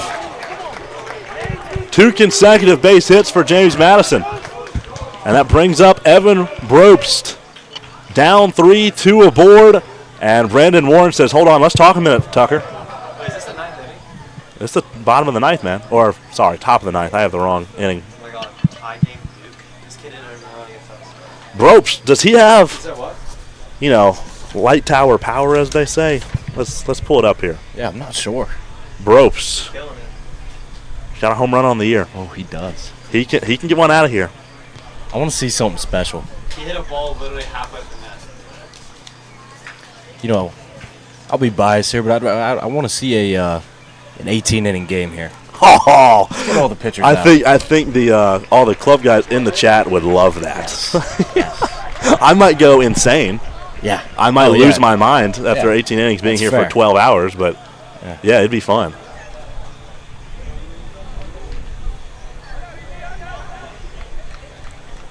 Tucker Cap on the mound. They're going to leave him out there. Brandon Warren, sort of the acting pitching coach for ECU, has given him some words of wisdom. Evan Brobst, he has a home run on the year. He's the right fielder. He hit a home run last game against NC State, actually. It was a 3-run bomb. I'm not kidding. It's a little bit providential. Maybe I'm jinxing him here, but he did hit a 3-run bomb against NC State in the second inning. It's 1-0 to him here. I have the count wrong. Another ball, 2-0. They are warming an arm in the ECU pen.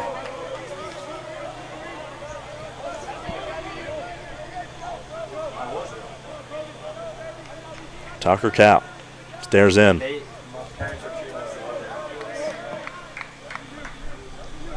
a nice dinner spot. On the outside corner, strike one. The entire crowd is not appreciative of that strike call. It was a little bit outside. I don't know. Nate probably deserves a steak. 2-1.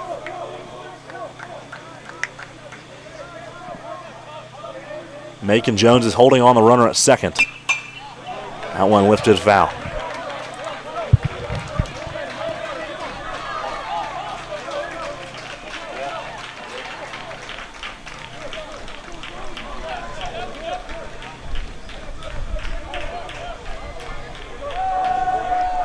Evan Brobst, 2-2 count. Tucker Cap trying to get the save, keep the Pirates alive. A breaking ball froze them. Tucker Cap with the save. The Pirates are alive. They win this one 6-3. The offense does enough. Lachlan Robbins and Tucker Cap step up for the Pirates and get it done in Game 5. And they send the Pirates. I'm not sure who they're going to throw tomorrow in Game 6 against the Hokies, but they're going to throw somebody. And tomorrow morning, 9 a.m., will be the regional championship game between the ECU Pirates and the Virginia Tech Hokies. James Madison and NC State fall victim today. And that will do it here from Colonial Heights, Virginia. Oh, and thanks for tuning in, dude. Yeah, of course. Thank you for having me. Yeah. Always This was great. fun. Good This time. was super fun. Yeah. Couldn't imagine a better way to watch a game. Dude, I had lots of fun doing it. That's why I do it. Burke Lancaster's also in here. Thank you all for tuning in. To parents, sorry it's a little bit casual here today. It's the third game of the day. We're going to be a little bit more casual. So all the guys, all the players tuning in, I hope it was fun. Hope this was a little club baseball mesh experience between NC State, and VT, and just all the commenters out there. That's great. I think we had a great little time here this afternoon. So to determine the Mid-Atlantic winner tomorrow, Virginia Tech and ECU, the number 2 and 6 teams in the country, will square off. We'll see you then at 9 a.m. right here on this channel. Thank you.